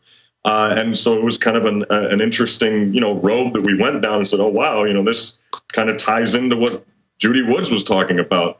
And then when you see the experiments actually work, it really is it's very kind of chilling. You're kind of like, ooh, that there might be some reality to that. But it's very important for us all when we're doing, you know, when we're investigating these things, is to not fight with each other, to say, okay, well, what information do you have? Okay, that's interesting. I have this information over here. And instead of being at each other's throats, we should all be working together. No, I agree. People get very, very territorial. But again, minus that person you're talking about, the rest of that crowd, it was very vicious that you will cover this or your disinformation. So I think then Jesse got in on the tail end of that, kind of the boomerang of people then not liking anybody that you know, was pushing the particle beam or directed energy weapon theorem. When we come back, Ty, I want to get your take on the election, where you see America going, the financial meltdown. Then I'm giving the number out, folks, and we'll take your calls and a lot more. All this straight ahead. I'm Alex Jones. Infowars.com is jam full of key news and information tracking the globalist crime syndicate. We are back, ladies and gentlemen. Locked and loaded. Another hour coming up. We'll open the phones up for your take on the election. The fact that they're getting ready to really hammer the economy down to scare everyone into accepting more consolidation and more taxes. Obamacare, attacks on the Second Amendment. It is on. The fight for the Republic is happening now. We're going to go back to Tyrell Ventura here in just a moment. First off, don't forget, we have powerful books exposing Agenda 21 and films exposing it, like Behind the Green Mask, Rosa Corey, that everybody's got to read, exposing the total agenda. It's nonfiction. It is reality. We also have my film, Endgame, Blueprint for Global Enslavement. If you want the full story on why they're carrying out Agenda 21, amazing, almost 3-hour film on DVD, available at InfoWarsStore.com. And we have the Obama deception, dozens of other films, books, all there. And 1 day left. ProPure water filtration, normally 10% off, the lowest price anywhere. Now 15% off with the promo code WATER15. Either go to InfoWarsStore.com and order right there off the site at InfoWarsStore.com. Or you can simply call the number and give them the promo code WATER15 and say 15% off on all the water filtration systems, including ProPure. So that's 888-253-3139. They've got the Traveler. They've got the big ProPure water filtration system, stainless steel spigots, stainless steel body, blows the competition away. ProPure. InfoWarsStore.com. Okay, going back to Tyrell Ventura. In closing, big episode tonight. Look forward to watching it with my wife after the kids go to bed. 10 o'clock Eastern, 9 o'clock Central, True TV. What's your take on the state of the country, where this world's going, the drones, the secret arrest, the Petraeus situation, all of it, Tyrell? Well, I mean, I think we're in the same fight that we've always been in. I mean, everybody asks me, you know, who do you like better, Obama or Romney? And I always kind of looked at it like, okay, I can vote for Gordon Gekko, I can vote for Bush the third. You know, there's really no difference. You know, you're going to get the same, you know, mess either way. You know, this drone war going on in Pakistan, it needs to be brought to light. I mean, that's really disgusting what's going on there, as well as the NSA in terms of like what they're building in Bluffdale, Colorado, as well. And you know, the whistleblowing that like William Binney, I believe his name is done is pretty extraordinary in that. But we just got to keep vigilant and keep holding our feet, you know, holding their feet to the fire. You know, they've shredded our basic rights, and it's a concern. You know, if Obama is the man that he says he is, well, now he doesn't have to worry about re-election. Now he can do the things that he promised initially he would do and be this hope and change and peace president. Well, now you don't have to worry about running again and winning one part of the vote. So let's see it. You know, let's see you make good on your promises. I don't think that'll happen, you know, but who knows? No, they're going to drop the hammer big time. Listen, it's amazing to see the FEMA camp special killed. Now they're not even going to air the TSA special. Tell us what was in that that people aren't going to get to see now. It was an interesting episode. I mean, I ended up confronting Michael Chertoff in the episode, which was a pretty amazing moment. And I got him to tentatively admit that what they do at the airport is security theater. You know, that it's not actually really designed to, you know, stop terrorism. You know, the argument back is, well, it's more there just to kind of, you know, show that we're in control and show that the terrorists can't get through. But it really doesn't, you know, it's not really going to solve anything. I wish that stuff could have seen the light of day, because it was a pretty powerful, amazing episode. You know what? I always save the best to last. Do 5 more minutes with us, then we'll go to calls.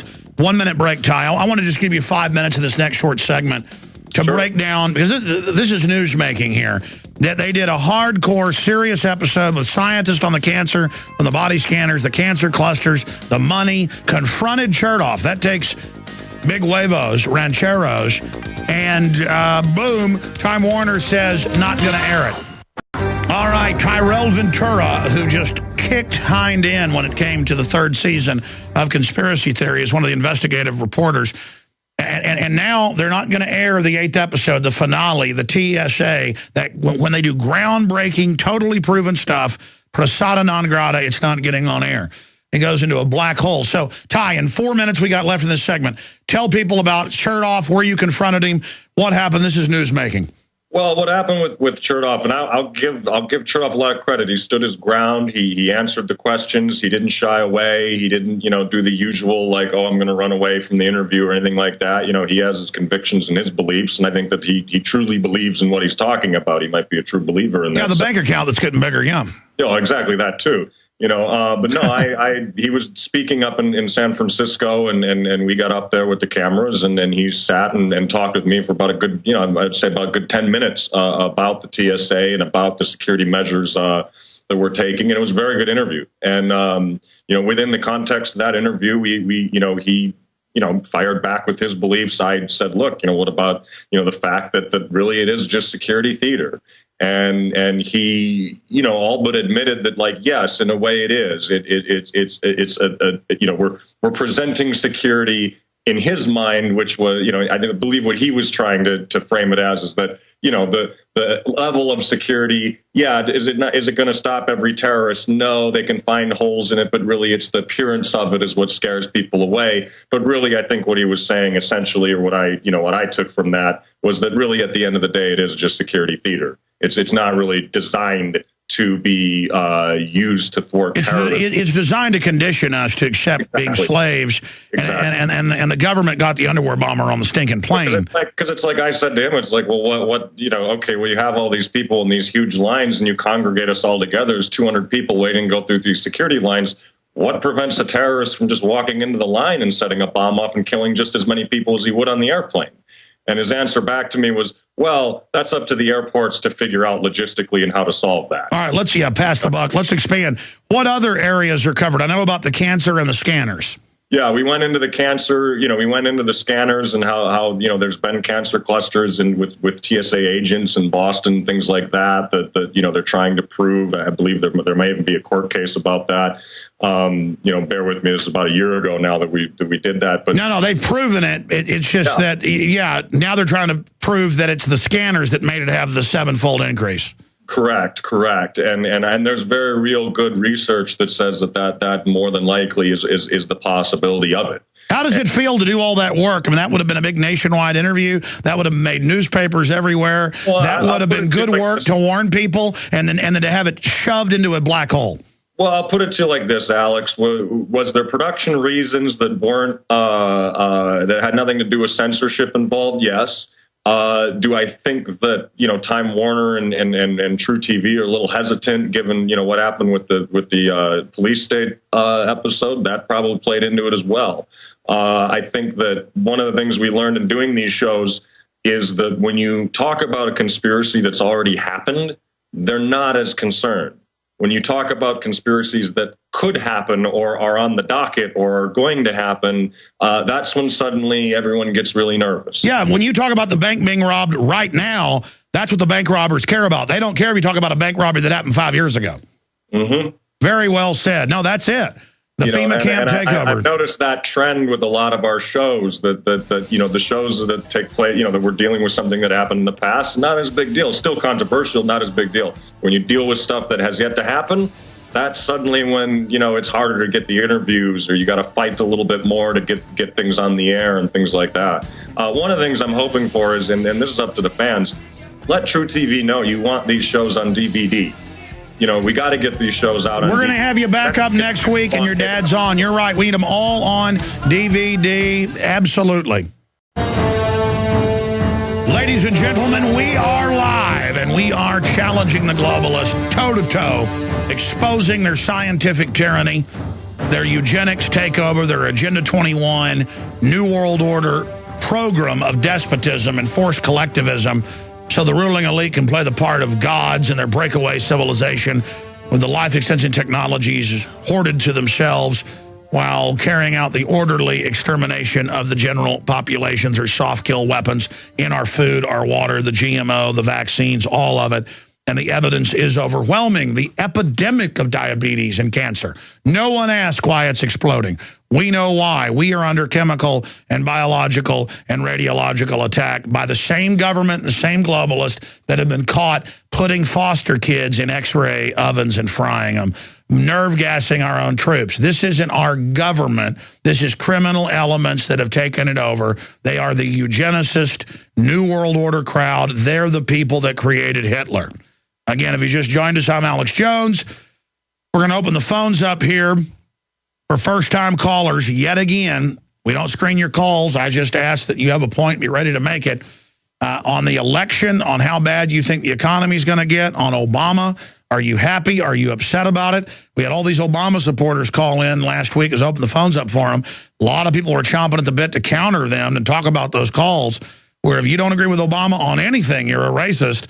Well, I'd like to hear from people that wanted to respond. 800-259-9231, 800-259-9231. Now, first off, I want to hit this story because I talked about this a little bit yesterday. It's an Infowars.com, Paul Joseph Watson article.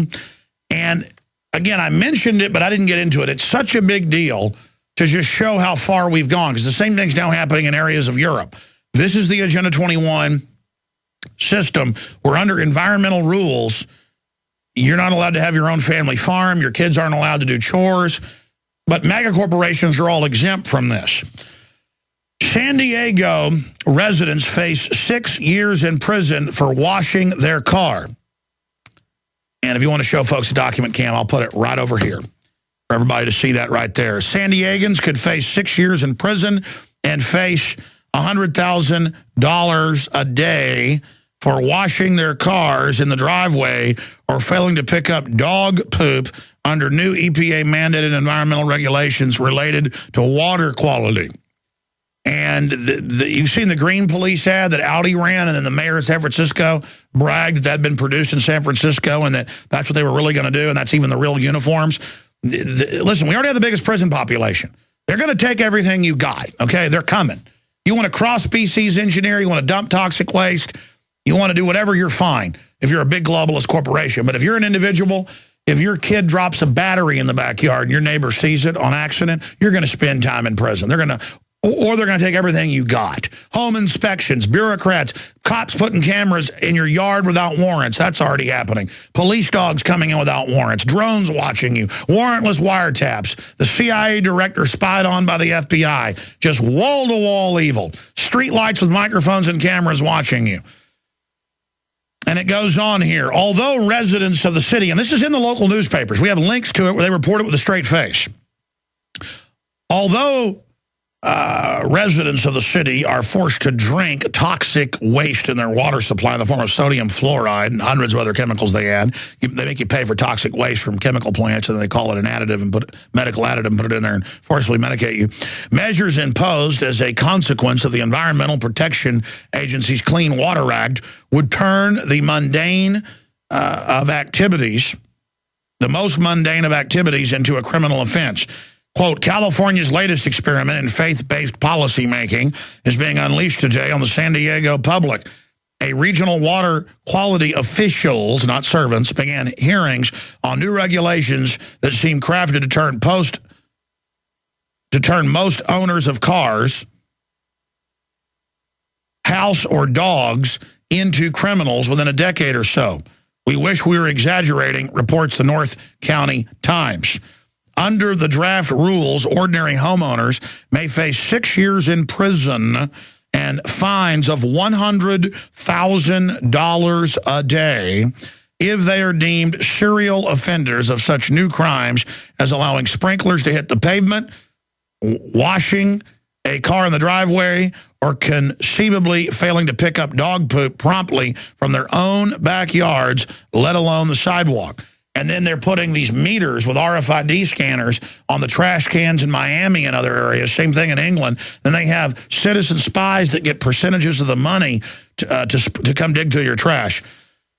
The regulations will be enforced with the aid of 24-hour telephone snitch line, with residents of San Diego, South Orange, and Southside Riverside counties can use a report on their neighbors for violating the new code.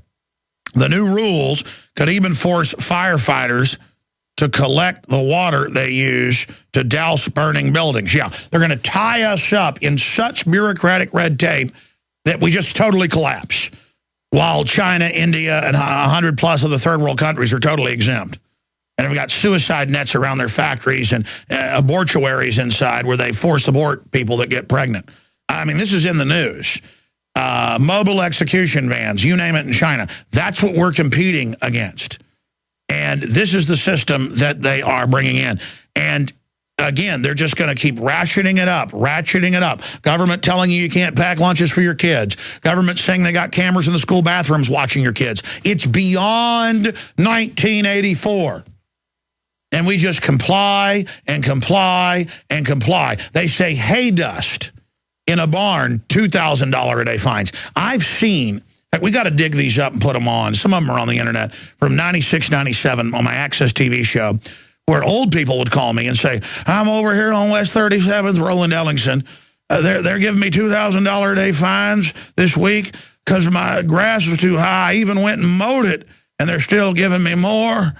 And I went over there. He had 3-inch grass. He was in a gentrifying area with yuppie living around him who wanted his property, it turned out. And then a good police officer called me and said, here's 2 city council people's houses. They've got like 3-foot grass in the middle of the city. And I went over there and showed that, and they backed off. And I went and showed the health department with 2-foot grass. But the point is $2,000 a day fines. It said weeds and other objectionable material. That's how they're now arresting people for gardens all over the country. They say, we find it objectionable. We are God. Well, now it isn't going to be $2,000 a day. My grandfather, my dad looked at it. I looked at it. I advised him to fight it. My grandfather just climbed over and did it. They had a drainage ditch behind their house, not on their property, with a government easement off the highway, and they started sending him $2,000 a day fines when he was 70-something years old, saying, you will clean out the brush that's flooded, even though it wasn't from his yard, or we'll keep fining you. Not a bill to clean it up, even though that was a fraud. He climbed over, worked on it, drug it out, had a heart attack, and then was all screwed up for about 5 years till he died. But the point is, this is the scum of the bureaucrat code enforcer who will now put you in jail for 6 years, $100,000 fine. And you've heard about the SWAT teaming events for people that don't water their grass in areas of even like places like Idaho. This is it, folks. You're being inducted into the criminal justice system. You're the food. And they're going to take everything you got, and they're going to have a little knick-knack excuse to do it. So I hope all of you that love the government, the same government that's done all these secret tests on people killing the population on record, I hope you enjoy what you get, because they're going to destroy our society, and no amount of new money will fund the counties, the cities. They tell the code enforcers, go raise money, you'll get your job. No amount of that. It's all taken offshore on purpose to destroy the economy. It's just quadrillions they just put in the bank of derivatives crud. Okay, the plan is to wreck us. And when they pass the carbon taxes and the VAT taxes and the rest of it in the name of austerity to keep the economy going this year, close quote, remember, it's designed to shut the economy down. So I hope you all enjoy that, those of you that love big government. Jay in England, where they're now arresting people for not throwing the proper... I've seen $3,000 fines for putting cat litter in the wrong trash can. It's all about the religion. It's not going to just be recycling, folks. It's going to be, you're going to be taxed and harassed for everything you do and surveilled. The hell world is coming. Go ahead. This is the tyranny. Jay in England, you're on the air. Go ahead. Yeah, good evening, Alex. It's my first time call. I've just started getting to you about 3 weeks ago. And basically, what it is basically, this Big Brother state, is sort of getting out of hand. I mean, I live in Peterborough in England, and I went to town for the first time in 2 years last week, and now they've got microphones up on each side of the CCTV. I mean, how bad does it need to get before people finally sort of, wake up? Do you know what I mean? It's getting ridiculous. Well, I mean, just 6-7 years ago, they denied they were listening to your phones. Now they say, oh, we listen to all your phones in live time. And when you're walking around in England now, because I've been there, they just walk up, and I've talked to the Watsons that live there, and they just go, where are you going? We just want to know. And they harass people that look clean cut and hardworking. If you're hardcore thugs, they'll let you beat, they're allowed to do whatever they want. This is a lawless criminal takeover where the criminals instinctively hate the fact that good people will stand in their way. So this is all the religious domination of the good. This is a religion of evil. Go ahead, sir. Yeah, exactly. Yeah, and it's the case. I mean, I work as a water treatment technician, so I meet people on a daily basis, and everybody's so sick and tired of it. But, they say, what can I do? What will I do? Well, you got to stop complying, and you've got to start exposing the bureaucrats. You've got to go after the bureaucrats on little things like their expense accounts and auditing them, and they're all crooks. So if you go investigate them, you're going to find out they're involved in crime. You've got to see them as the enemy, and you've got to discredit them. You've got to undermine them. You've got to demonize them. You've got to attack them legally and lawfully as your savage enemies, because they are yours. These are would-be Soviet takeover artists with a high-tech integration, okay? They are our mortal enemies. They are eugenicists, death cult, lovers of evil. I mean, I cannot come up with words. These are the most sickening, gibbering, vicious criminals you could ever imagine. I have hired an expanded graphics department of some very talented people.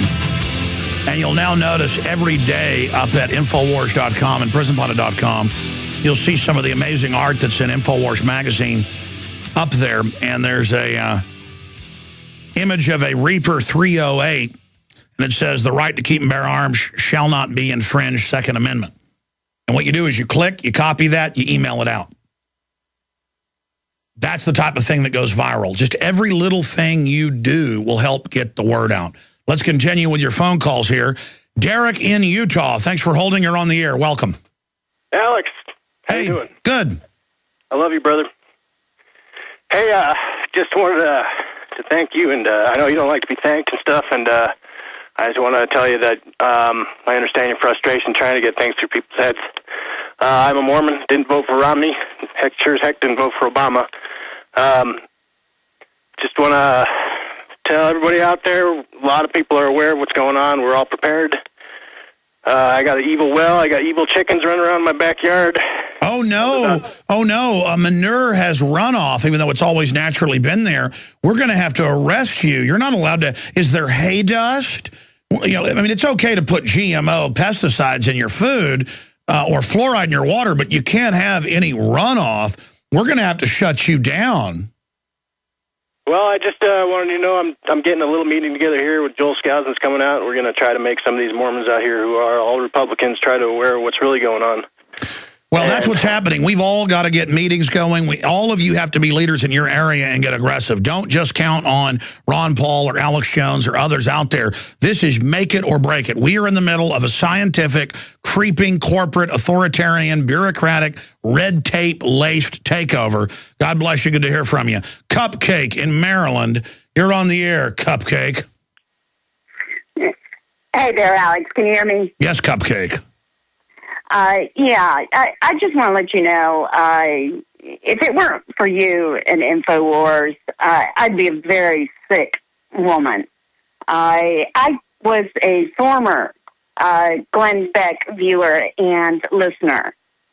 Until I stumbled across one of your YouTube channels and found out that I'm not being told about GMOs. I'm not being told about the police state, the false flags and black ops, the mafia that is the pharmacy industry. Just Agenda 21. But here's the good news. We're forcing him to cover it now. That's why he implied that I'm trying to cover it up, because he has to tell more and more of the truth if we're here. I mean, we're all that stands in his way of a monopoly he sees as a business. And again, if you just joined us, I shouldn't have spent 30 minutes first hour going after Glenn Beck. He just called me a piece of garbage and all this stuff, and really went after me yesterday and implied I was trying to lie about him when I'm not. And it's just despicable. And look, I don't want to sit here and bash Glenn Beck. We got bigger fish to fry. Overall, he does better and better work, and we're keeping him honest. Look, you wouldn't hear any of these mainline talk show hosts talk about a new world order just 5 years ago. Now they all have to talk about it. Why is that? Not just because of Alex Jones or Ron Paul, but because of you. Okay? I mean, look, and now the world government we talked about is being announced. So we were right, they were wrong. And so, of course, they're going to attack us. I mean, look, Glenn Beck said he was going blind for macular degeneration. Paul Watson and I wrote an article thinking maybe we could get him to realize that aspartame is known to cause that in major scientific studies. We wrote an article linking to the studies. We sent it to him. We sent it to Matt Drudge, who cared. Put it up, I'm sure, thinking, hey, here, I'll try to help Glenn Beck. Glenn Beck went on the show and made fun of us, made fun of InfoWars and made fun of it. So, I mean, it's just a creepiness. It's a creepiness factor that, okay, go blind then, man. Knock yourself out, because I've seen him a few times I've tuned in with a Diet Coke up there. He's very proud of that. All I know is I'm going to warn that most of the sugar gum now has it and it's hurting our kids. You know, I'm going to talk about it, and I wish he'd come out and warn people so we can help little kids that are getting hurt by this. I wish to heaven above that I could have got Lance Armstrong to talk about why is cancer increasing instead of cancer cures. But he told me go where the sun doesn't shine. Years ago, back when he still had power and had a chance to do good. But it's just all part of this mean, hard world. Anything else you'd like to add, Cupcake? Yeah, I would. Stay there. I'm going to come back to you. Stay there. We'll be right back to you. And a lot more on the news front. I need to get into this economic news, but we'll talk to Cupcake, Josh, Marcos, Sarah, Brian, and others straight ahead. Okay, I'm going to finish up with our caller we were just talking to, and I was intending to have Steve Shank in here to talk about the economy, but his plane got late. But he literally came in here 60 seconds before we went into this segment, so we're going to be able to have him here with us and also do an interview on the nightly news. It's always an honor to have him here because he has forecasted so much of what is now unfolding. Again, we were just talking to Cupcake, a lady calling in. I don't want to get into bashing Glenn Beck, okay? He comes out and calls me a piece of garbage and implies, because he put out fake Agenda 21 ads, that I was trying to defame him when we posted a link to it for 30 minutes. One of my webmasters, we had it taken down 30 minutes in because I could tell it was satire. But he put it out there so people would be confused. Then he attacks me. That's not my issue with Glenn Beck, okay? My issue is that he sees it as we're in competition, and I'm not in competition with Glenn Beck, okay? This is not about Alex Jones being, king of the hill. So I don't want to digress off into that. But yes, 4 years ago, Glenn Beck would say that Ron Paul supporters are dangerous, and that's why they're getting the army ready to put them on the streets. I've played the clip before. I'm going to put a video together. He would say there's no New World Order. Now he says he's the king of it, and he's the guy exposing Agenda 21 and implies I'm trying to stop him or something. I mean, and then I'm in a basement. So I don't know what to say to any of this, and I didn't mean to get off into it, but the lady was just listing different facets, different reasons, different examples, different everything that feed into all of this and why it upset her when she first heard Glenn Beck, but then realized he wasn't telling her all the other issues that are going on. Like Beck will now talk about eugenics. I mean, I'm proud of the fact that I've forced eugenics, along with my listeners, out to be a major issue now. But at the same time, then he never tells you the Rockefellers and the Rothschilds and the depopulation and the full story. He tells you the Democratic Party wants to do this. No, this is a global government takeover. Announced. Real fast, finish up, Cupcake. Well, yeah, and he is always talking about how to love your brother and how we need to help each other. And as your son, I heard your son yesterday, and it gave me goosebumps. And it makes me think, this is what it's all for. And Matthew 7, judge not that you be not judged. But also, I just wanted to quickly say that I bought into the vaccine and the whole H1N1 back in 2009 and took the shots. I have been very sick ever since. I've got autoimmune disorders that they can't identify. I've got rheumatoid arthritis all of a sudden, high blood pressure, atrial fibrillation. I've got emphysema. I've got all these illnesses. I was a healthy woman. And now I know, it's incredible. The insert says it does all that to you, and then they get on the news and say there's no side effects. That's what I want to cover. And that's what these neocon talk show hosts won't talk about. And that's what makes me so angry, is it's not just you. You've gotten to live some life. They're doing this to little kids now with these vaccines and the GMO, and it makes me angry. And then to see a bunch of establishment types now trying to co-opt the movement that we've built over decades, people like Steve Shank, Ron Paul, G. Edward Griffin, countless others, is very frustrating. And Cupcake, you should go on YouTube. You should shoot videos, your testimony. Everybody damaged by these vaccines. Everybody damaged by Big Pharma. Our voices cannot be shut down. That's why they want to shut us down, is because we're so powerful. All of you have power. All of us together will defeat these people. God bless you. Good to hear from you. Boy, I tell you, Steve Shank is here. vfoodsdirect.com. I was super nervous, excited about getting you in here today because people have really loved the interviews you've done, and you've been very, very kind to come back in studio with us. And we'll have to do another interview after the show since your plane got delayed, but better. Well, you weren't late. You showed up 1 minute before, but it was still we weren't ready because we thought you were going to show up after. But so much going on with food. What an example where the preppers are bad, the media told us. But the new article out today by Paul Watson, I haven't even mentioned, photo shows, we'll punch this up on screen for TV viewers, but it's in the featured news area of prisonplanet.com and Infowars.com. If you go to Infowars.com, just punch it up on your computer in there. The headline there, just you can just do it on your computer in there, is what I was saying. You can punch up right there on the screen where FEMA had to get its food from the local churches and volunteer groups.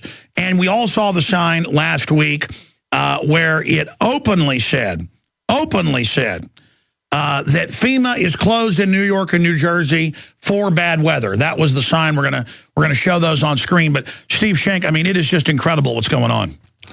Well, very simply, Alex, we've got a situation that you and I talked about the last time that we were here, and that is the fact that the government has made commitments to feed a tremendous number of people.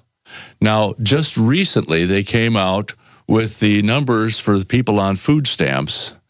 Normally, this is brought out at the very beginning of the month, but oddly enough, we're not hearing about the people that are on food stamps, the increase of over 400,000 people, all coming up on 500,000 people in 1 month's time going on food stamps. And then we find out that just in the last few days, people in Ohio, which, by the way, was a swing state, are being notified that their food stamps are being cut back by $50 a family. Now, you put this whole thing together, what we talked about before was food is the medium of power worldwide and nationwide. Now, if you'll remember the movie Lion King, what happened? The bad guy, went out and he talked to the scavengers of the earth, basically, the hyenas, and he said, "Stick with me and you'll never be hungry again." Interesting thought, isn't it? Now, what we have is a lot of people who are unemployed, a lot of people who are not employable. We have a tremendous number of our population. Right now, about half of our population, one way or another, is needing help with their food. Now, all the commitments that are made to feed all of these people that are in the position of not providing anything to the economy is being made by the government, which has no food. We found that out in Katrina. We found that out way back in Edward, and we find it out now. They have no food, but yet they're committing that they are going to take care of everyone. Let's go back to Lion King. Stick with me and you'll never be hungry again. But what happened when all of the producers were forced, as the lionesses, if you remember the story, were forced over a period of time to constantly feed all of these others, then we had total starvation in that movie. What do you think is going to happen right now? We have the greatest depression that this country's ever seen. We have the greatest drought. Remember, we've talked time and time again, Alex, about the fact that worldwide, we've got the 7-year famine. This is the last year of it. Just before the election, we heard a whole lot about how people were being taken care of. You talked about how everyone was being given cell phones at the expense of the people that were paying for their cell phones. We've got all of this stuff. Now, I want you to jump with me to the colors. by colors, I mean what party is represented by red, what party is represented by blue. Okay? Right now, the conservatives are represented by red. The liberals are represented by blue. Remember the movie Matrix. If you took the red pill, you understood what was going on. If you took the blue pill, all is well in Zion. So what's happening is we have in this country a reverse of polarity is on those colors. Now, I know this sounds like I'm rambling. No, I'm riveted. What are you talking about? Very, very interesting. Come take over the show. You see, what happens is in every other country, the radical liberals are represented by red, okay? And the conservative, let's take care of our own bases and take care of ourselves and be responsible is represented by blue. It's been reversed in this country. And it's been reversed just in the last 10 years. And so what we're having here is we've got the movie Matrix, and I believe that if you look at Lion King, if you look at the story behind Lion King, you have a foreshadowing and a prediction of exactly what's happening here. And what happened after the bad guy, the bad lion, said to all the hyenas, hey, stick with me and we'll take care of you. And then they forced the workers, the lionesses, to go out and hunt for everybody. And pretty soon, the land was the land desolation. This is what we are seeing before our very eyes.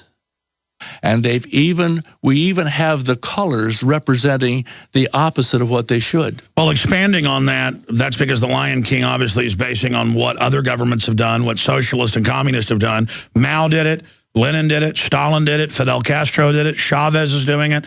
Every time they do this, it doesn't matter if the poor are actually getting poorer. They like misery. Misery likes company. And it is about a wrecking and a pulling down. And once people get dependent, it's over. They don't know how to do anything but mill around and not even know how to tie their shoelaces. And then they hate those of us that have energy and will actually work. Well, and the interesting thing that you're dealing with is while people are hungry, if people are hungry, they can no longer listen to the wisdom of the ages. They can no longer think. They can no longer have feelings, and they can no longer rebel.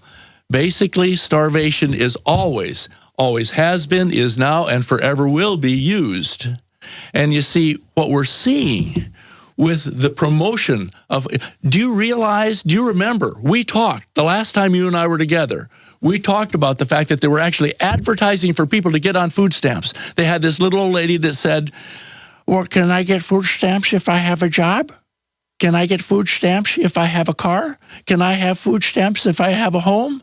And the answer was, oh, yes. And what it really is a government card that gets you your food, getting you ready for a government card, cashless society, and it's all admitted while the police state goes in, while they shut down the family farms, while they put in Agenda 21 to shut down the rural areas. This is exactly how the Soviets took over Poland and Ukraine.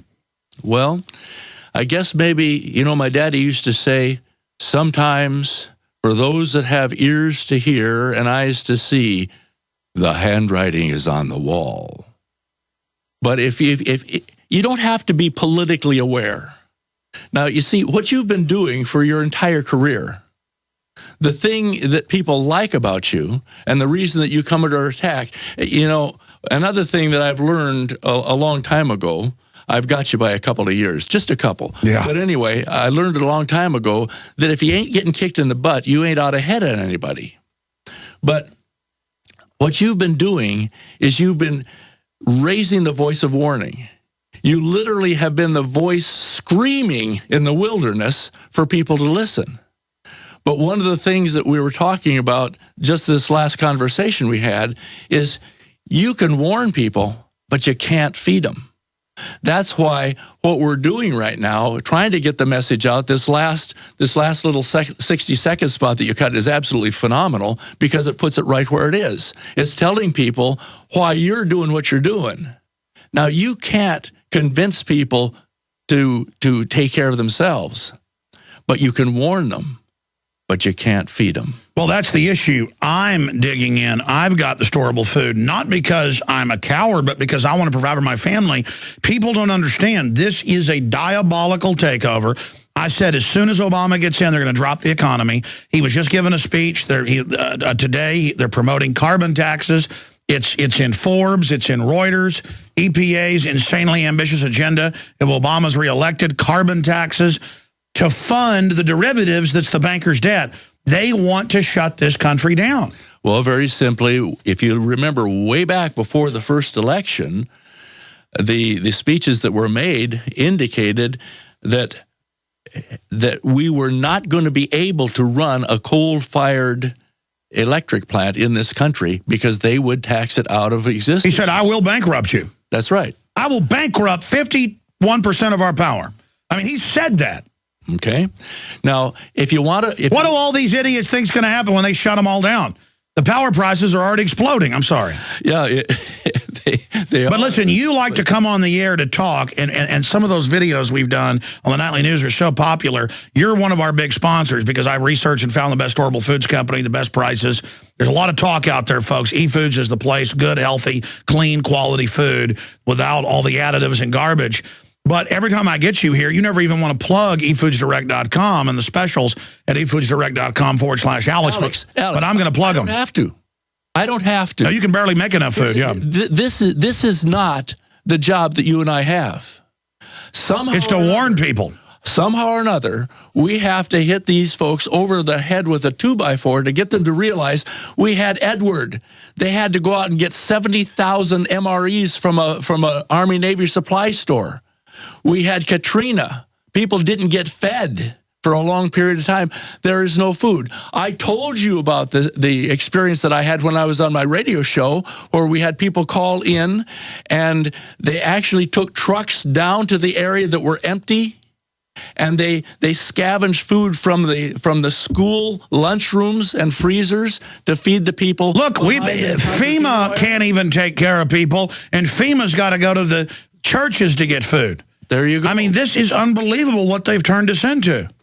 Well, but what if you want to take if you want an example of exactly how things are going, look at food stamps.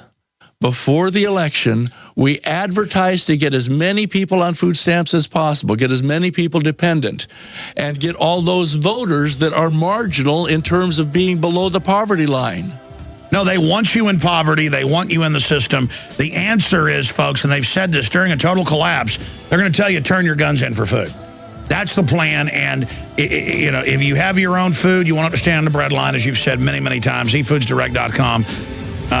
Steve Shank, I want to come back and ask you, because you've been a man who's really seen this coming like nobody else from so far away, where it's going next. Have you ever wanted to generate... By the way, Steve Shank wasn't going to be on the Nightly News tonight, but I've got to go over and interview you because you've got a bunch of breaking news about food consolidation. I remember you like 5 years ago saying all this was coming because you're one of the biggest manufacturers out there, or the biggest. I guess now these mega conglomerates are forming. But we got 28 million conservatively people unemployed, 48 million on food stamps and growing. QE3 devaluing the dollar. Nearly half the country is on some sort of food subsidy. 220,000 people fall below the poverty line every day. 48 million Americans on food stamps. Millions of American children are going to bed hungry every night. I mean, how did America turn into this? Well, we got a big government, and it made a bunch of dependent people. And now it is all going to accelerate. How bad do you think it's going to get, Steve? I don't know. I think it's going to get very interesting. But you asked before the break where I think this was going, and let me answer by this. I'm not going to tell you where I think it's going to go. I just want every one of your listeners to go and watch the movie Lion King. Because at the point where Scar got his power and took over by asking the hyenas, the non-producers, to support him, at that point where they forced the lionesses to go out and hunt and provide for everybody, the producers had to produce for the non-producers. If you look at what happened, the pride land dried up. There was pure depression. Everyone was starving. And by the way, what happened to the economy right after Obama got reelected? Well, all I can do is draw the parallels. Promoting food stamps and dependency before, taking it away after, forcing those who work to provide for those who maybe don't, and provide for the giveaway, and promising sustenance when you don't have it, when the government tells people that they are going to take care of them. When has it ever happened that people actually came in need? When Katrina came, when the storms out east came, when have they ever been able to make full on their promises? But yet people continue to say, I will be dependent to be taken care of. Well, look at Michael Moore. I understand. I mean, he said, thank God for the storm, because the government, now people need the government, and the government can't deliver. I'm sorry, say your point. Well, that's true. But you see, the only answer, if it is to be, it's up to me. We have to turn back into Americans. We have to say, I am dependent on no one but me. I am going to decide that I am the one that is going to take care of my own being. And until people realize that no one can do anything for you, it can't happen.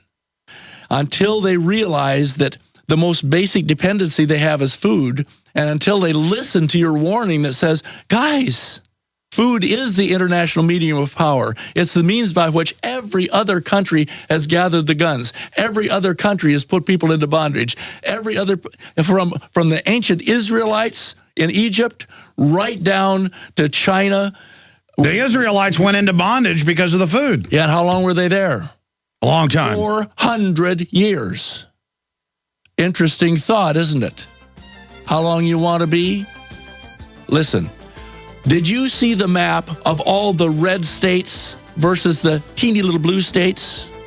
All of the people that are thinking true American, it's unbelievable. And it didn't mean they knew Romney wasn't good, but they understood, at least he said, that people working was important. It's everybody producing. We're the enemy, we're the bad guys, we're the terrorists. Segment with Steve Shank. You can go to eFoodsDirect/Alex, eFoodsDirect.com/Alex to find the 6 free meal deals so you can test out their high-quality foods. You can also call the toll-free number 800-876-0871, 800-876-0871. I want the patriots. I want the good guys to be prepared. I want everybody to have firearms, water filters, and high-quality food. And as we've privately said, I think you should go after your competition. There's more nutrition in a lot of your competition's box than there is in the food itself. And I don't just say that. I went out and got you because I found you were the best out there. And it's turned out I've been right about that. But tonight on the Nightly News, we're going to do another 30 minutes. And I'll probably end up airing this next week on the radio or even sooner. People need to hear this, all the stuff you're telling me off air. What do you expect? Just give us a little preview. You've told us what was coming so far. What's going to come next? Well, what we're going to see is more control, and we're going to see a lot less ability of people to respond. You see, 20,000 people are dropping below the poverty line every single day in this country. And as people are no longer able to take care of food, then they won't be able to take care of other things too. If people will understand that they do have power if they can keep their freedoms, and the only way they can keep their freedom is by being independent, and food is where they have to start. I know I sound like a one-string banjo, but even the people that are having trouble affording in the grocery store, if they will if they will set aside a little bit, get some... Look at food inflation. You predicted that with precision 4 years ago. It's happening ever since. You said buy the food, save it, and then... It's happening. It's happening. But the fascinating thing is everybody's saying food is going up like crazy, food is going up like crazy. You remember we lost 70% of our corn crop, and we're losing all other crops too. But we haven't even hit... We have not even hit the shortages that are going to come from this last crop failure. We're still working on last year's crop. So if you think that the food prices are high right now, what people must do is they must get the food in while they can still afford it. They can freeze the price. But more important, they have to get the food in their possession, just like you have to get gold in your possession. And if you look at what the big companies are doing, this is even in the financial news, they're rushing in and buying up the farmland, the producers. They're hiring the farm families to run it. They're buying up the food companies. I mean, that's where all the money's going. What happened in the stock market when it dropped like a rock right after Obama was elected? What were people actually investing in? They were investing in anything connected with guns and anything connected with agriculture. Do you realize that I was contacted by 5 different organizations 3 days after the election wanting to come in and invest in this company? I know, and they've got national talk show hosts angry that I've even got sponsors and that I'm even doing my show, and it's really just about the fact that they don't even want people like you around out there operating. Yeah, I'm in a pain in the butt to everybody. But anyway, no, it's... The investors, in fact, back when Soros was talking about everybody putting their money into gold, and then he shifted about 6 months ago and seriously said to all key investors, don't waste your money on gold, dump the gold and get into agriculture. Now, what do you think they're thinking? Go back to the Lion King. What happens when Scar says, stick with me and you'll never be hungry again? And all of the followers, all of the non-producers, the hyenas, stuck with him and forced everyone who was a producer to provide that way. And what happened? Draw your own conclusion as to how... Unbelievable. eFoods Direct, 800-409-5633 is the number to call to get specials, 800-409-5633. He'll be back on the Nightly News tonight, 7 o'clock Central, prisonplanet.tv. Alex Jones here with a message.